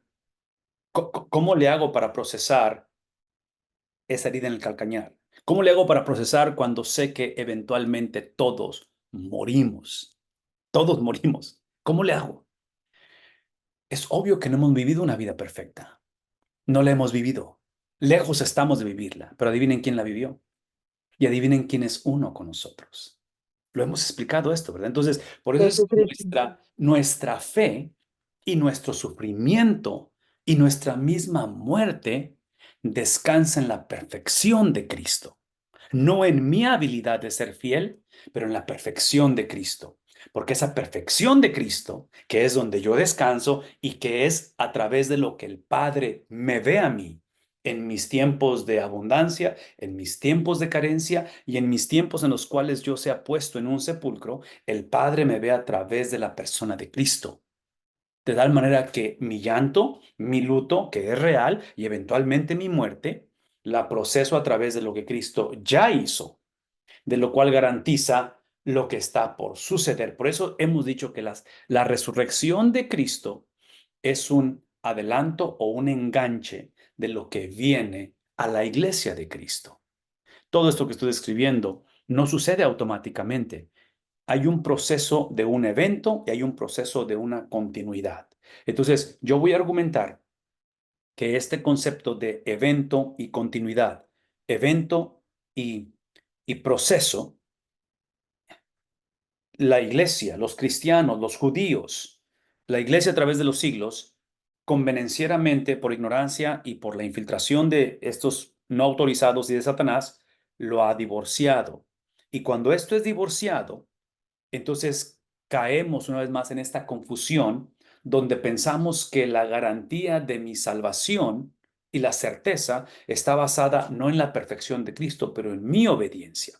Entonces aquí es donde tengo que darle el beneficio de la duda a estos judaizantes, a estos fariseos, convertidos o no convertidos, porque si por alguna razón regresaron a esa ignorancia, por alguna razón voluntariamente ignoraron la autoridad apostólica.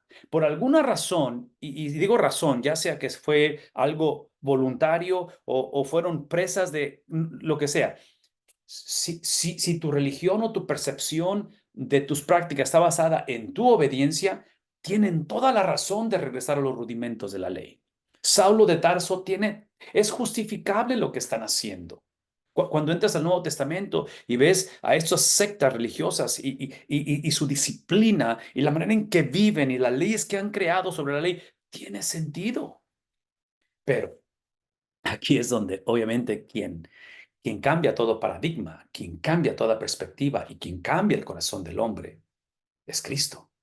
Es Cristo porque, o sea, hablar de la persona de Cristo, ver su caminar, ver su enseñanza, ver su compasión, ver su perfección, afirmar las verdades que Él dijo de su persona, es donde nuestra alma descansa.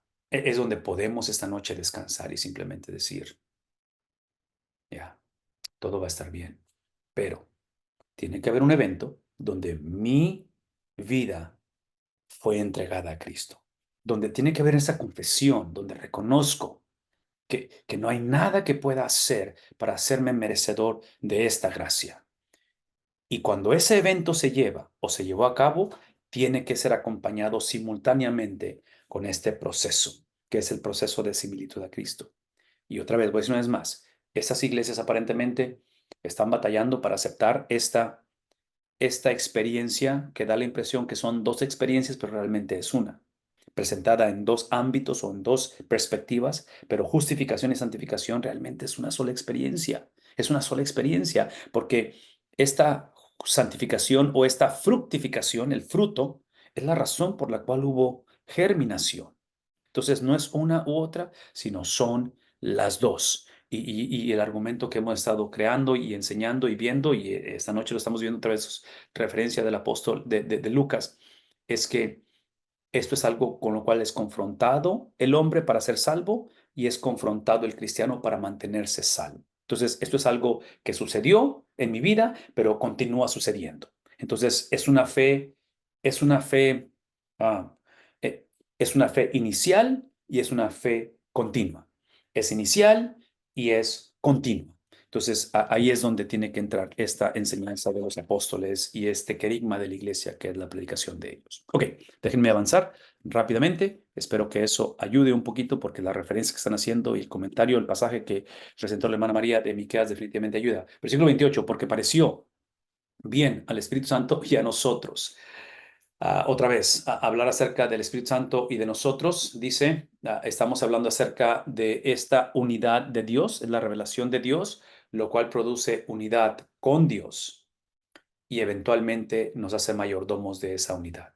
Una vez más, y yo sé que no lo explico o no lo pongo con explicación incluida, pero vean lo que está diciendo.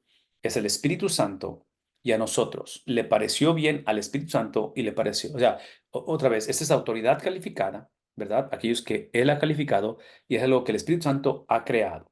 Entonces, observen que este nosotros es extremadamente importante, pero el comentario que hice al principio, y lo vuelvo a hacer una vez más, cada vez que el hombre, cada vez que el líder, el pastor, el padre, el hijo, quien quiera que sea, traemos luto al corazón de Cristo, es luto al Espíritu Santo.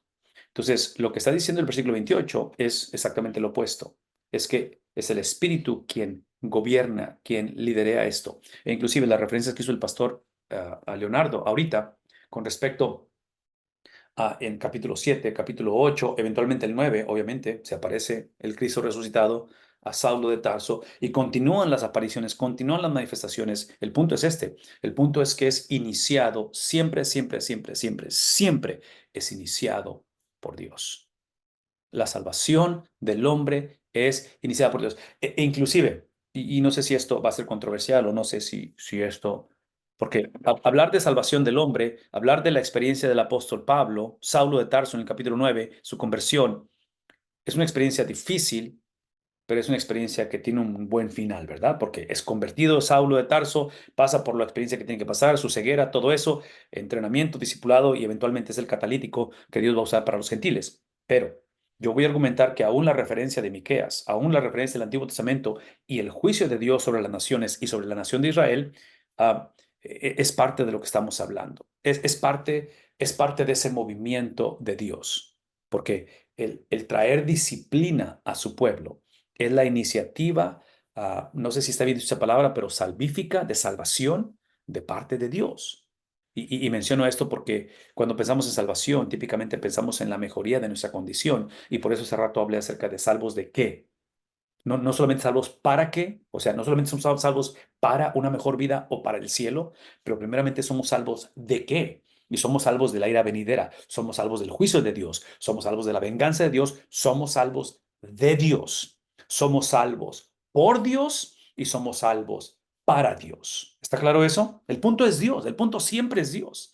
Somos salvos de Dios, por Dios, porque Él es el que viene y habita entre nosotros, llamado Jesucristo, la segunda persona de la Trinidad, y eventualmente somos salvos para Él. Entonces, otra vez, observen cómo el lenguaje que está usando el escritor de Hechos con respecto a esto, donde habla acerca de cómo es el Espíritu Santo y nosotros. Y el punto es esto, que es la unidad de Dios quien tomó la iniciativa, es lo que produjo unidad con Dios, y al unirnos a Dios es que podemos ser guiados por su Espíritu. Pero ahora lo que está sucediendo, y ese es el punto hasta cierta manera de la conversación, es que somos mayordomos de qué cosa. Somos mayordomos de la iniciativa de Dios, que esa iniciativa la llevó a cabo o la lleva a cabo a través de su iglesia. Por eso es unidad con Dios. Pero ya que ha operado la iniciativa divina, ha respondido o hay una respuesta humana, como lo fue la de Saulo de Tarso, que responde y dice sí al evangelio, entonces no es una u otra, no es la cuestión de que es simplemente soberanía de Dios y el hombre no puede decidir. No, no, no, son los dos. Simplemente que otra vez, cuando... Ay, esto lo he explicado varias veces, pero lo voy a decir una vez más. Por favor, escúchenme. Cuando la Biblia presenta misterio, no es sinónimo de contradicción. Una vez más, porque yo creo que esto es misterio. La iniciativa divina y la respuesta humana es misterio para mí. Esto es mi entender. No sé cómo explicarlo esto, pero es la misma el concepto que tengo de la Trinidad. La Trinidad para mí es un misterio, que es un solo Dios, son tres personas. Y todo esto lo estoy mencionando porque trágicamente muchos pensamos o percibimos, y aquí es donde entran las diferencias teológicas y doctrinales, que si es misterio, es contradictorio. Y yo voy a argumentar que no. No necesariamente, no necesariamente, no necesariamente. Entonces, otra vez, esto es extremadamente importante con lo que está describiendo el historiador Lucas, porque está hablando acerca otra vez de cómo eventualmente todo esto, que es la combinación de ambos, soberanía de Dios y la cuestión del libre albedrío, ah, eventualmente produce esta posición de mayordomos, mayordomos de esa unidad que no es la de nosotros, es la unidad que ha sido dada a nosotros. Dice, no imponerles, esto es lo que sucedió, no imponerles mayor carga que estas cosas esenciales. ¿Cuáles son las cosas esenciales? Y otra vez, ¿cómo explicamos esto? En las cosas esenciales. Um, en las cosas esenciales, oh, si podemos regresar a los hábitos y estrategias que nos ayudan a mantener lo más importante como lo más importante. Ahí es donde la recomendación que ha sido por mucho tiempo ya que prediquemos a través de libros de la Biblia, porque desde la perspectiva literaria afirmamos y creemos que hay un solo autor en la Biblia, hay un solo autor, y es el Espíritu de Dios. Y la Biblia son los pensamientos, son las palabras de Cristo. Entonces, la Biblia se distingue por esta unidad. Hay un solo mensaje en la palabra de Dios. Es obvio que en su sabiduría, en su soberanía, Él escogió usar un sinnúmero de autores humanos, un sinnúmero de contextos, de idiomas, circunstancias, pero el mensaje está unificado. Entonces, menciono todo esto porque cuando Lucas está hablando, cuando está describiendo, y vean las palabras, y habla acerca de no imponerles mayor carga que estas cosas esenciales, la implicación que está dando, y por favor escúchenme, es que el invertir el orden de lo que es esencial y hacer lo secundario primario y lo primario secundario, yo voy a argumentar que la razón que esto sucede, eso es sintomático, ese no es el problema. Cuando hay esas confusiones y nos peleamos por lo que realmente no vale la pena e ignoramos lo que realmente es importante, porque esa es la historia de la iglesia hoy en día, ¿verdad? O sea, en fin, el punto es este, que yo voy a argumentar que eso sucede típicamente porque hemos ignorado esto. La iniciativa, el plan original, el diseño de Dios que emana de su unidad como el pretzel, como la galleta, que es una galleta de tres agujeros, que es un Dios, tres personas, que produce unidad con Él Y entre paréntesis, esta unidad con Dios, ustedes lo saben porque me han escuchado decir esto y espero que de alguna manera esto ayude en la predicación o en la enseñanza de la Biblia, en la preparación de estudios bíblicos. Cuando hablamos del hombre tener unidad con Dios, es el producto no simplemente de que Dios lo inició, no es simplemente de que Dios nos buscó y no simplemente de que el hombre respondió. Por favor, escúchenme. Para que Dios haya iniciado ese buscar, como buscó a Jonás, ¿recuerdan cómo busca a Jonás, da un mandato y Jonás hace exactamente lo opuesto y Dios va atrás de Jonás a través de marineros paganos, a través de una tormenta y eventualmente a través de ser echado a la mar y eventualmente a través de un pez, ¿verdad? Es Dios tras la vida de Jonás, es su historia y es mi historia. Vean lo que voy a decir. Todo eso sucedió, especialmente si regresamos al ejemplo de Jonás, porque Jonás hay un cierto tipo de tipología, podemos decir que es tipología, donde eventualmente la historia de Jonás está hablando acerca del Jonás verdadero, el cual, piensen en lo que voy a decir, Jonás va a ser echado al mar y en su misericordia, Dios tomando la iniciativa, él manda un pez, la tormenta, manda un pez, usa a los marineros paganos y viene y toma a Jonás para salvarlo. Hace 2000 años hubo otro Jonás que fue echado a las profundidades del mar y no hubo pez que lo rescatara. Él clamó, él buscó, él imploró ser salvado, él imploró ser rescatado y nadie vino a su rescate. Entonces, es el mensaje del Evangelio, porque esa unidad con Dios es el producto de que la unidad establecida, perfecta, desde antes de la fundación del mundo del Dios Trino, fue fragmentada. Esa unidad fue dañada. Escuchen lo que estoy diciendo. Hay misterio en lo que estoy diciendo. Y hasta aquí voy a explicarlo porque ya tengo miedo en meterme cosas que no son bíblicas, porque el misterio que hay es que hay un abandono de Cristo sin perder la esencia de la Trinidad. Y no sé cómo explicar eso. Todo lo que sé es que el Hijo fue el verdadero Jonás, que fue arrojado a la profundidad del océano, de ese mar de pecado, de ese mar de rebeldía que tú y yo lo cultivamos y de donde fuimos nacidos, ¿verdad? Y ahí fue arrojado Cristo y nadie lo rescató. Fue hasta la profundidad y eventualmente murió. Entonces, eso es para recordarnos de esta cuestión de que esa unidad con Dios es el producto de la unidad que fue fracturada.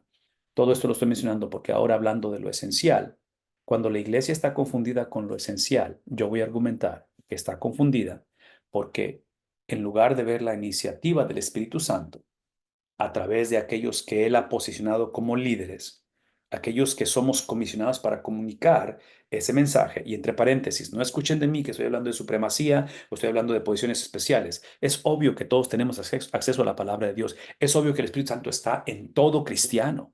Es obvio que me explico. Entonces, estoy hablando más en cuestión de función, no de esencia, porque todos tenemos acceso a todo ello, pero al final de la conversación, esa experiencia en esencia al buscar el rostro de Dios, al buscar la unidad de Dios, que es donde empieza la conversación. La conversación empieza donde entiendo que lo más importante para mí no es mi unidad con Dios, es la unidad de Dios, es reconocer quién es Él antes de que yo pueda relacionarme con Él. Porque cuando yo entiendo quién es Él y entiendo su unidad perfecta, entiendo su esencia como el Dios verdadero, que es Padre, Hijo y Espíritu Santo, es que entonces entiendo quién soy yo. Y ahí es donde yo entiendo que otra vez, yo soy el Jonás, yo soy el que he estado huyendo de Dios y es donde ahora, por iniciativa de Él, ¿sí? Como yo no soy Cristo y a mí no me ha abandonado, tengo la oportunidad de ser reconciliado con Él. Pero eso emanó de la unidad de Dios que me permite ahora reconocer mi separación de Dios y ahora buscar unidad con Dios. Inclusive, aquí es donde entra el concepto, por ejemplo, nada más para que veamos la historia completa, de la circuncisión. La circuncisión es la experiencia de un pacto, la experiencia de la manera en que Dios decide establecer este tipo de principios, pero es la advertencia, simultáneamente es la cuestión del corte de piel, el cual está otra vez diciendo Dios, en este caso a Abraham, y ahorita estamos por leer cómo Timoteo va a ser circuncidado. Pablo lo escoge para que sea su acompañante de misiones y lo tiene que circuncidar porque viene de un trasfondo no judío, por lo menos de su padre. Pero el punto es este, es que esa experiencia, escuchen esto, esa experiencia de circuncisión que para nosotros hoy en día, por el otra vez. Yo no sé si esto está ayudando a recordar el Evangelio. Esta experiencia de circuncisión es la separación, es el que te corta, el corte de piel está ejemplificando o está llevando a cabo, diciendo Dios, te estoy separando para mí, te estoy cortando o separando para mí, Abraham, tu descendencia, la nación de Israel.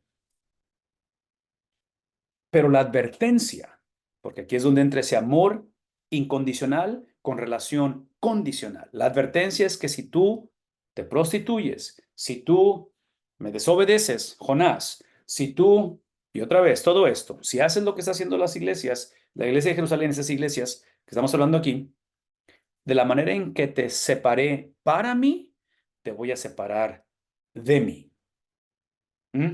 ¿Sí?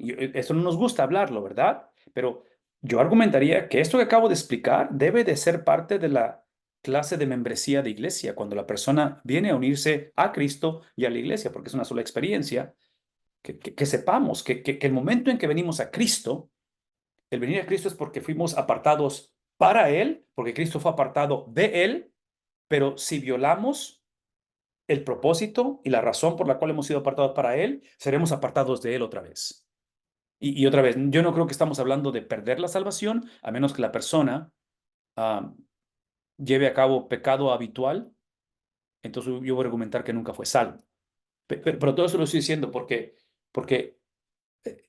para nosotros, porque Cristo fue apartado del Padre, no solamente a través de una circuncisión, pero fue apartado del Padre, y eventualmente muere y paga la deuda o paga el rescate de nosotros, es que ahora nuestra circuncisión es espiritual. Ya no es necesario que tengamos una circuncisión física, porque ahora nosotros somos el nuevo Israel, ¿verdad? Somos el Israel. En fin, todo esto lo estoy otra vez tratando de conectar porque es, es, es el reto que está encontrando la iglesia en esta transición teológica, doctrinal, estructural, donde la iglesia, los apóstoles, estos líderes posicionados por Dios, instruidos por el Espíritu Santo, como estamos leyendo, están ayudando a la iglesia a entender que todo lo que estamos haciendo, estamos uniéndonos al plan original, redentor de Dios establecido antes de la fundación del mundo. Es todo lo que estamos haciendo. La otra cosa que aquí es donde creo que entra la urgencia de la conversación es de que si vemos el Antiguo Testamento, esta ha sido la conversación continua a través del Antiguo Testamento. Es Dios llamando, Dios separando o circuncidando a su pueblo para una misión especial. Es el mensaje. Ahorita leímos Miqueas y hay un montón de referencias donde ese es el mensaje, te escogí para escoger a otros, ese es el mensaje para que seas bendición a las naciones, ese es el mensaje. Israel hace caso omiso, vienen los exilios, tragedia. Eventualmente, en medio del exilio, habla Jeremías, habla Ezequiel, habla acerca del nuevo pacto, habla acerca de cómo este nuevo pacto no va a ser escrito en piedras, en tablas de piedra, va a ser escrito en el corazón. En fin, todo eso lo sabemos, pero aquí está mi punto, aquí está mi punto. Todo esto que estamos hablando y describiendo, ¿sí? La iglesia ahora que está Hechos capítulo 2, no, déjeme regresar a la película. Ahora que Cristo ya cumplió y fue circuncidado, fue a un sepulcro. Ahora que Cristo, por su vida de perfección, porque él vivió como el circuncidado de Dios desde la perspectiva que fue apartado para Dios y vivió una vida consagrada a Dios, eventualmente fue separado o apartado de Dios. El ser apartado para Dios garantizó su resurrección. Como todo eso sucedió, Cristo sale victorioso de la tumba, Cristo se aparece por 40 días, Cristo en el capítulo 1 de Hechos asciende al cielo, su ascensión extremadamente importante porque, otra vez, está sentado ¿dónde? a la diestra del Padre, restauración de su autoridad que él voluntariamente, de acuerdo a Filipenses capítulo 2, dejó, no escatimó el ser igual a Dios como cosa que aferrarse, él lo dejó. Entonces ahora ha sido restaurado a su gloria, pero dentro de esa restauración, acuérdense de esto, de esa restauración envía al Espíritu Santo. ¿Qué es mi punto? Mi punto es que estoy narrando todo esto para que ahora entendamos que si en el Antiguo Testamento este fue el mensaje que se dio y los profetas hablaron de esto constantemente, la diferencia que vamos a ver es que ahora en el Nuevo Testamento, mismo mensaje, misma situación, misma desobediencia, misma cabeza dura del pueblo de Dios, la iglesia de Dios, el único problema es que ahora, al tener al Espíritu Santo, ahora, al tener a los apóstoles, ahora, al ver las manifestaciones y ver la manera en que el Espíritu Santo ha estado tocando la vida de gentiles y que el cumplimiento se ha llevado a cabo. Sí, en el Antiguo Testamento hablaban de un cumplimiento futuro. En el Nuevo Testamento, los judaizantes, todos esos grupos religiosos querían continuar viendo ese cumplimiento. Estaban de acuerdo en ver la palabra de Dios, pero de una manera futura. Y los apóstoles están diciendo, no, no, no, no, no, no, no, no, no, no, no es futura, ahora es pasado. Ya sucedió, porque Cristo ya vino, porque ustedes lo crucificaron, obviamente confrontando, ¿verdad? Con la predicación. Siempre buscaban una manera de recordarles, ustedes lo crucificaron, Cristo ya resucitó y Cristo ¿dónde está? Y no solamente eso, adivinen qué, el Espíritu. Entonces, todo esto lo estoy mencionando porque esta misma explicación y esta misma pasión, entrega, este mismo ministerio, este mismo llamado de los profetas del Antiguo Testamento, en el Nuevo Testamento yo voy a argumentar que tiene un nivel nuevo de responsabilidad delante de la iglesia. Entonces, leer lo que se leyó de Miqueas, por ejemplo, yo argumentaría que en el Nuevo Testamento incrementa la responsabilidad. Incrementa porque, otra vez, Antiguo Testamento está viendo hacia el futuro, Nuevo Testamento está viendo hacia el pasado, pero estos ingratos quieren seguir viendo hacia el futuro, como si no ha sucedido, porque no quieren reconocer que Cristo ya vino, que Él es el Mesías y que su Espíritu ya habita en nosotros, y que las naciones están respondiendo al Evangelio. Entonces, yo no sé si esto ayuda a ver la magnitud de la fidelidad de la fidelidad de Dios a su persona, a sus planes, a sus promesas, a lo que Él ha estipulado desde antes de la fundación del mundo, que fue el usar a su pueblo para redención de las naciones. Porque la historia siempre ha sido la misma. Él determinó, el pueblo desobedeció y Él como quiera cumplió. Una vez más, Él determinó cómo iba a ser esto. El pueblo a sabiendas desobedeció. Continuamos desobedeciendo y Él como quiera lo hace. Entonces, el hecho de que Dios mantenga sus planes y no menguan, no cambian, eso no implica que nosotros no somos responsables cuando escogemos desobedecer, y aquí está el ejemplo de Miqueas, el hecho de que en Jeremías y en Ezequiel vienen las promesas, acuérdense que las promesas de que tengo planes para ti no son de daño, pero son para prosperarte, son dadas en cautividad. Que es el punto de que esas promesas, esta fidelidad de Dios a su esencia, a su nombre, escucha lo que voy a decir, esto implica que siempre, siempre, siempre Él nos mantiene y nos hace responsables de lo que hacemos y cómo actuamos. Entonces, menciono esto porque si no enfatizamos esta responsabilidad, regresamos al Evangelio de la Prosperidad, donde simplemente Dios hace de la vista gorda, es el antinomianismo, ¿verdad? Donde, hey, todo se vale, ¿quién eres tú para juzgarme? Si soy salvo, no pierdo la salvación, no importa que viva como viva.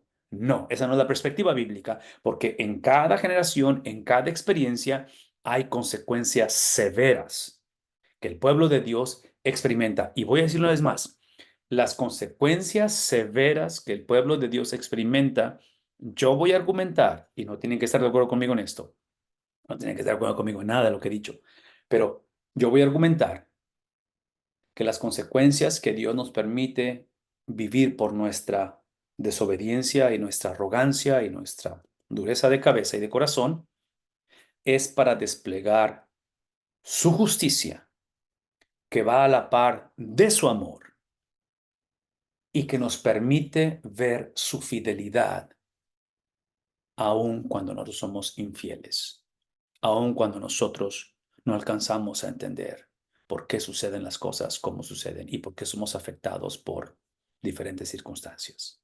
Entonces, otra vez, aquí es donde tenemos que regresar a descansar en el carácter de Dios. Tenemos que regresar a entender que si la conversación inició con el carácter de Dios, va a continuar siendo su enfoque en quién es Él, en lo que Él ha prometido hacer. Y aun cuando la cosa se ve difícil, se ve irreversible, aun cuando el daño, no hay nada que podamos hacer, nada de eso a través de la historia ha alterado los planes de Dios. Y voy a decirlo una vez más, porque en el libro de los Hechos, cuando habla acerca de cómo me seréis testigos en Jerusalén, en Judea, en Samaria y los fines de la tierra, nosotros somos los fines de la tierra. Y el Evangelio nos ha alcanzado por lo que estamos leyendo, no porque estos hermanos entendieron y realmente se pusieron las pilas. El Evangelio nos alcanzó simplemente porque Dios dijo que iba a suceder. Esa es la razón. Esa es la razón. No hay otra explicación, porque estamos viendo a la iglesia que está batallando. Estamos viendo a la iglesia que va a crucificar a esta gente y a matar y encarcelar a estos varones, ¿no es cierto? Como en capítulo 7 hablamos acerca de la muerte de Esteban. O sea, ¿cómo explicas esto? Y esta es la misericordia de Dios manifestándose. Sus planes no van a ser alterados. Su soberanía reina por encima de todo esto. Y hermanos, déjenme decir esto. Y Rosita, no sé si hay algún comentario o pregunta. Pero esto que estamos explicando, hablar del plan de Dios, hablar de su soberanía y de todo esto, por favor, escúchenme, escúchenme, escúchenme. Este tipo de mensaje y de enseñanza, este tipo de perspectiva donde el Espíritu Santo y nosotros, y por lo tanto actuamos, la iniciativa de Dios, tiene mucho más sentido y tiene mucho más valor cuando la persona está atravesando el valle de sombra y de muerte. Cuando la persona está, cuando el cristiano, cuando la iglesia, cuando la generación está viviendo cosas nunca antes pensadas. Porque en momentos donde sientes que sofoca la situación, donde pierdes esperanza, literalmente es esa soberanía, esos planes que son inmutables, es donde descansamos. Entonces, aún en el pensar que un día falleceremos y un día se termina nuestro reinar en esta tierra, lo hacemos y lo vemos a través de la perspectiva que hay un plan, hay algo establecido donde literalmente viviremos y vivimos para siempre, sí, ante la presencia de Dios. Pero no está basado en nuestra fidelidad, está basado en la fidelidad de Él, que la ha demostrado a través de las edades. Ok, Rosita, háblame, ¿algún comentario o pregunta? No hay nada más. Perfecto. Quiero nada más leer algunos versículos aquí rápidamente. Por favor, siéntanse con la libertad de abrir sus micrófonos si quieren hacer algún comentario. De veras, no hay ningún problema por eso, con toda libertad. Pero si no hay, voy a moverme rápidamente. Las cosas esenciales, rápidamente en el versículo 28, es simplemente que no hay judío y no hay gentil, que ahora somos qué cosa. Y otra vez, esto que está en la pantalla es revolucionario. Este tipo de enseñanza, este tipo de perspectiva donde el misterio a través de las edades revelado por primera vez a través de la persona de Cristo, donde somos uno en Cristo, no hay judío, no hay gentil, es nunca antes visto, escuchado en la historia. Es revolucionario. Entonces, otra vez, este tipo de enseñanza son las cosas esenciales. Pastores, hermanos, padres, abuelos, mantengamos las cosas esenciales como las prioritarias. Lo esencial, lo esencial. Que se abstengan de lo que ha sido sacrificado a los... Ok, basado en esta cuestión de lo esencial, basado en lo esencial, basado en la cuestión de que ahora no hay judío, no hay gentil, de que somos uno en Cristo, por lo tanto, la promesa no es que, sí, es... Ok, por favor, escúchenme. Esto que estamos hablando, donde no hay judío, no hay gentil, esto no es para simplemente exaltar la uniformidad. Por eso es que es el problema que encontramos en el proselitismo, donde el gentil tiene que ser judío para ser cristiano. No, no, no, no, no, nada de eso, ¿verdad? Porque esa fue la lucha del apóstol Pedro al principio, cuando vio el lienzo en la visión y le aparecen un buffet de comida, y son animales impuros. Entonces, porque la perspectiva es que hay uniformidad. Y el Espíritu está diciendo, no es uniformidad, es unidad. Porque en la unidad mantienes tus distintivos, tu esencia ha sido cambiada, pero tu judaísmo, tu vida griega, tu vida romana continúa, pero ahora está sometida a la esencia, con una nueva naturaleza. Por lo tanto, eso es lo que produce. Produce un deseo, produce ahora esa iniciativa de abstenerme de lo que ha sido sacrificado a los ídolos, de sangre, de la carne de animales que han sido estrangulados y de fornicación. Si se guardan de tales cosas, harán bien y pásenla bien, que es el punto, de que ahora cuando hablamos de esta unidad, no es libertinaje. Esta unidad ahora me da la habilidad de entender que la palabra de Dios, por favor, escuchen lo que estamos diciendo. El problema nunca fue la ley. El problema fue el corazón del hombre. Ese ha sido el problema y siempre será el problema. ¿Qué significa ello? Lo que significa es que ahora la ley, lo que llamamos las directrices, la dirección de Dios, los parámetros de Dios, aquí está la transformación de la perspectiva, porque esas directrices ahora lo que hacen, observen lo que está diciendo, ¿sí? Ahora el ser humano, el cristiano, el que ahora entiende que no hay diferencias, que no es uniformidad, es unidad. Y esa unidad la expliqué ahorita desde la perspectiva de Cristo cuando va Saulo persiguiendo a la iglesia. Es la unidad de Dios que produce unidad con Dios y que nos hace ahora administradores de esa unidad. Y esa unidad ahora es reflejada en cómo ahora deseamos, no porque tenemos, pero porque podemos, nos abstenemos de lo que ha sido sacrificado a los ídolos, de sangre, de carne de animales que han sido estrangulados y de fornicación.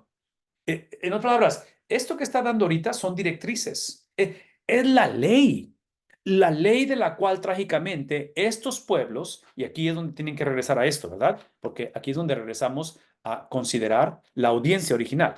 Por una parte, dentro de la audiencia que estamos hablando, tienes gente de la cual no tiene contexto judío, la ley es completamente foránea por ellos, por lo tanto, viven de acuerdo a como ellos les parece. Entonces viven una vida de depravación. Por otra parte, dentro de la iglesia tienes un grupo de judíos que se han comprometido a la ley, pero no se comprometieron con el Dios de la ley.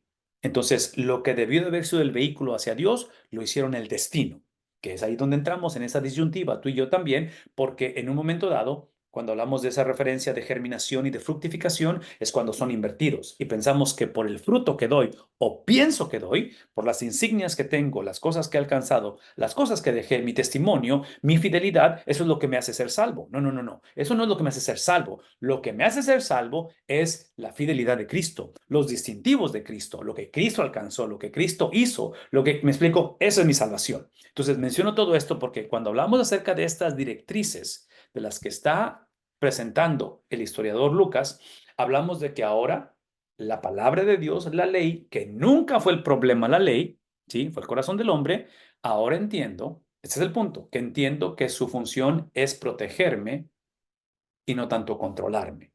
Y voy a argumentar que me protege de mantener la unidad y me protege solamente de no buscar uniformidad, sino que otra vez es simplemente administrar lo que de antemano Dios ha hecho. ¿Tiene sentido esto? Espero que esto ayude, porque aquí es donde quiero nada más concluir y dejar esos últimos versículos como repaso, porque entra Judas y Silas en Antioquía y me encantaría decirles que la gente de la iglesia entendió, pero no es el caso. Vean lo que dice. Así que ellos, después de ser despedidos, descendieron a Antioquía y reuniendo a la congregación, entregaron la carta. Esta cuestión de la congregación, la importancia de otra vez de este concepto de corporalidad es porque, y lo hemos dicho anteriormente, nuestra salvación no solamente es por Cristo, pero es para lo que Cristo ha establecido, que es otra vez la palabra de Dios. Somos salvos para las obras de Cristo. Somos salvos por las obras de Cristo y somos salvos para ejercer las obras de Cristo. ¿Por qué? Porque una vez más, en la salvación yo le entregué mis obras a Él. Y como las entregué a Él, las transferí, las acredité a Él. Es por eso que Él, responsabilizándose de mis obras, recibió la ira de Dios, el castigo de Dios, la venganza de Dios y muere por producto de ello el viernes, derrama su sangre. pero ahora las obras de Cristo han sido entregadas a nosotros. Entonces, cuando hablamos de la palabra de Dios, que son las obras de Cristo, han sido entregadas a nosotros. La manera en que las ejercemos, la manera en que las operamos y las expresamos, las expresamos a través de su Espíritu y las expresamos a través de la exposición de la palabra de Dios. Y esto produce una iglesia saludable, a diferencia de una iglesia con anemia o ignorante de la palabra de Dios. Cuando los hermanos la leyeron, lo que habían traído, el mensaje, se regocijaron por el consuelo que les impartía. Eso es lo que estaba hablando hace rato, ¿verdad? De que en momentos de dificultad es cuando existe y tiene sentido lo que estamos hablando. Siendo Judas y Silas también profetas, exhortaron y confortaron a los hermanos con un largo mensaje. Acuérdense que esta palabra profetas en un momento dado es un poquito confusa en el Nuevo Testamento porque esta no es profeta con P mayúscula, este es profeta con P minúscula, que es el punto de que P mayúscula, que son los profetas del Antiguo Testamento, son aquellos que daban la revelación, ¿verdad? De Dios. La palabra de Dios la revelaban, fueron inspirados. Aparentemente este profeta no está inspirado en el mismo sentido de escribir la palabra de Dios, pero aquí está el punto, y esto es lo que quiero que se lleven, si acaso están tomando nota. En la profecía del Nuevo Testamento es simplemente lo que están haciendo ellos al exhortar y confortar, ¿sí? Porque esa es la cuestión de la predicación, ¿verdad? Lo que hace, conforta y exhorta. Es lo que hacemos en el hogar con los hijos. Los alentamos, pero los disciplinamos. Entonces, el punto aquí es de que esta profecía del Nuevo Testamento hace eso y es la predicación, aparentemente. Es el don de profecía, ¿verdad? La predicación. Y aquí es donde entendemos que el texto, ¿sí? Es lo que determina el sermón y también escoge al predicador. ¿Qué es el punto? Es el texto. Escoge al profeta, es lo que estamos tratando de decir, ¿verdad? Entonces la invitación ha sido de que leamos el texto, expliquemos el texto y apliquemos el texto, siempre y cuando este sea el preámbulo, que esté basado en el texto. El punto del sermón es el punto del texto. Tenemos que saber cuál es el punto del texto. Después de pasar allí algún tiempo, versículo 33, fueron despedidos en paz. Este concepto de ser despedidos en paz otra vez es por los hermanos para volver a aquellos que los habían enviado. Pero a Silas le pareció bien quedarse ahí, de tal manera que también Pablo y Bernabé se quedaron en Antioquía enseñando y proclamando con muchos otros. Otra vez, aquí cuando habla acerca de muchos otros, la implicación es de que la Biblia no nos da los detalles que queremos que nos dé. ¿Quiénes son esos otros? Hay muchas personas que no sabemos quiénes son. ¿Por qué? Porque la Biblia no está narrándonos la historia, sino historias, ¿verdad? No nos da los detalles que queremos, sino nos pone las historias necesarias para compartir el mensaje, que en este caso es el punto de lo que se está escribiendo. Y aquí es donde viene la pregunta de la separación. Después de algunos días, Pablo dijo a Bernabé, volvamos y visitemos a los hermanos en todas las ciudades donde hemos proclamado la palabra del Señor para ver cómo están. Aparentemente se dan a la tarea de ir y regresar a las iglesias que habían plantado, ¿sí? Mas Bernabé quería llevar también con ellos a Juan, el llamado Marcos. Y aquí es donde viene el drama, ¿verdad? Siempre hay drama. Pero Pablo consideraba que no debían llevar consigo a quien los había desertado en Panfilia y no los había acompañado en la obra. Aquí es donde empieza esa disensión entre ellos, de tal manera que se presenta ese desacuerdo tan grande que se separaron el uno del otro. Esta cuestión de desacuerdo, esta cuestión de separación, literalmente es la implicación de un cuchillo, de una navaja que cortó así, ¡pum!, cortó la situación. Entonces, hablamos de esto porque observen lo que produce. Bernabé tomó consigo a Marcos, al que Pablo no quiere llevar, y se embarca rumbo a Chipre. Entonces, aquí es donde encontramos que Pablo escogió a Silas y partió, siendo encomendado por los hermanos a la gracia del Señor. De tal manera que encontramos dos equipos misioneros y dos equipos comisionados por la iglesia. Y viajaba por Siria y Cilicia, confirmando a las iglesias ese llamado pastoral, esa experiencia, ese cuidado, otra vez donde rendirnos no es opción, y esto trae mucho aliento a nosotros porque están pastoreando la iglesia real, no la iglesia ideal. Y espero que esto de alguna manera fortalezca la vida de nosotros para poder continuar, llevar a cabo esto. No sé si hay más comentarios o preguntas, pero Aquí es donde me encantaría, si desean abrir su micrófono, algo en particular que llamó la atención, No hay háblenme. nada más, pastor. No hay nada. Ok, Sí. perfecto. Hermanos, ¿necesitan abrir su micrófono esta noche? ¿Algún comentario antes de irnos? ¿Tiene sentido esto? ¿Ayuda o no ayuda? Sí, espero que de alguna manera.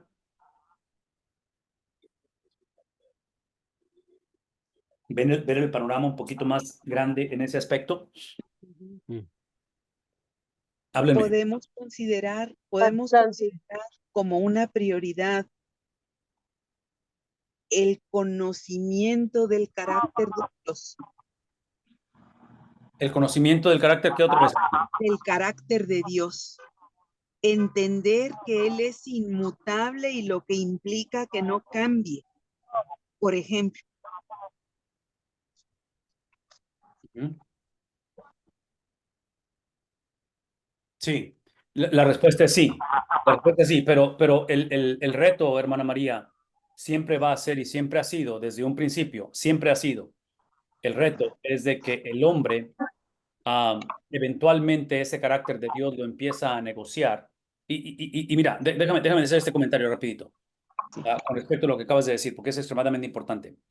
Una de las cosas que yo voy a argumentar que es el problema de su generación, y lo fue en el tiempo de los apóstoles y obviamente en el tiempo de los profetas, es que el carácter de Dios era ignorado, ha sido ignorado, de tal manera que eventualmente perdemos reverencia y perdemos el temor de reverencia a Dios.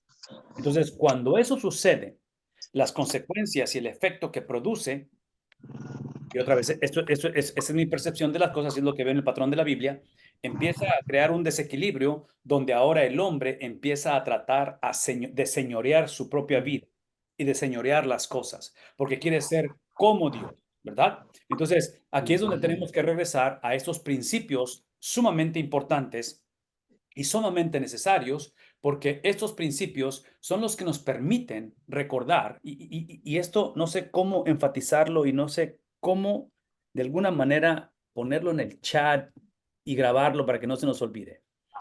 No hay cosa más aterradora, yo voy a argumentar, que perder la reverencia de temor a Dios o el temor de reverencia a Dios, perderlo y atravesar tiempos de necesidad. Porque es obvio que los tiempos de necesidad, de carencia, de dificultades, y hay diferentes niveles de ellos, es que no voy a generalizar, el riesgo más grande en un momento dado es, no es tanto, y sí lo es, la dificultad o la tragedia o lo que sea, pero yo voy a argumentar que el reto más grande cuando cuando la soberanía de Dios es negociada, el carácter es negociado y no reconocemos su grandeza, su esencia, quién es Él, en tiempos de necesidad vamos a ver a la fuente de la maldad, que es Satanás, como si Él fuera. Le ponemos y le damos atributos a Satanás que no le corresponden. Y yo voy a argumentar que ese es uno de los riesgos más grandes, porque entonces empezamos a temerle a alguien que no merece nuestro temor. Empezamos a reverenciar y es donde empezamos a crear ese deísmo y eventualmente se convierte en una confusión porque, vuelvo a lo mismo, en este mundo va a haber aflicción y no somos gobernados por el temor de las cosas, no anticipamos ni estamos viviendo bajo esa psicosis o esa mentalidad negativa, pero es obvio que vivimos en un mundo el cual va en decadencia. Es obvio que eventualmente todos morimos, pero la misma muerte sirve los propósitos de Dios. La misma muerte se ha convertido en un siervo del cristiano. Pablo dice que para mí el vivir es Cristo y el morir es ganancia. Entonces, definitivamente, hermana María, eso que estás diciendo es esencial. Y para concluir esto, porque yo sé que a lo mejor hay otro comentario aquí, déjeme decir esto rápidamente. Yo voy a argumentar que la cuestión de la esencia de Dios, el carácter de Dios, no hay manera de conocerlo y mantener el conocimiento sin su palabra. Entonces, como iglesias, somos responsables de que aquellos que Dios ha llamado y calificado para la exposición de su palabra, la iglesia tiene que ver esto como prioridad. Y menciono esto porque la iglesia, si no tenemos cuidado, hacemos un montón de cosas que no son antibíblicas, que no van en contra del evangelio, pero no ponen la prioridad de la palabra de Dios y la exposición de ella en el lugar adecuado. Entonces, aquí está una recomendación para la iglesia en general. Y es obvio que iglesia incluye el pastorado, ¿verdad? Aquellos que hemos sido llamados. No tratemos de balancear las responsabilidades. Establezcamos prioridades. Porque cuando yo veo el libro de Daniel y cuando yo veo a Daniel siendo expatriado, exiliado y siendo llevado prisionero a Babilonia, Daniel no trató de balancear su judaísmo y su monoteísmo, balancearlo con el politeísmo de Babilonia. Daniel estableció prioridades y dijo, no nos vamos a contaminar, no vamos a usar los patrones de este mundo. Hubo consecuencias, obviamente, ¿verdad? Pero yo pienso que hemos caído en ese error como pastores, como iglesias, como ministros, con tantas ocupaciones de tratar de balancear las cosas. No, yo creo que el balancear las cosas es un mito. Yo creo que el llamado es a poner prioridad y pagar las consecuencias, como en el caso de Daniel, cuando puso prioridad en su vida, hubo consecuencias. Y menciono todo esto porque hoy en día queremos complacer a todos, queremos no defraudar a nadie y todo eso. Y yo argumentaría que como pastores, aquí es donde entra esa autoridad pastoral.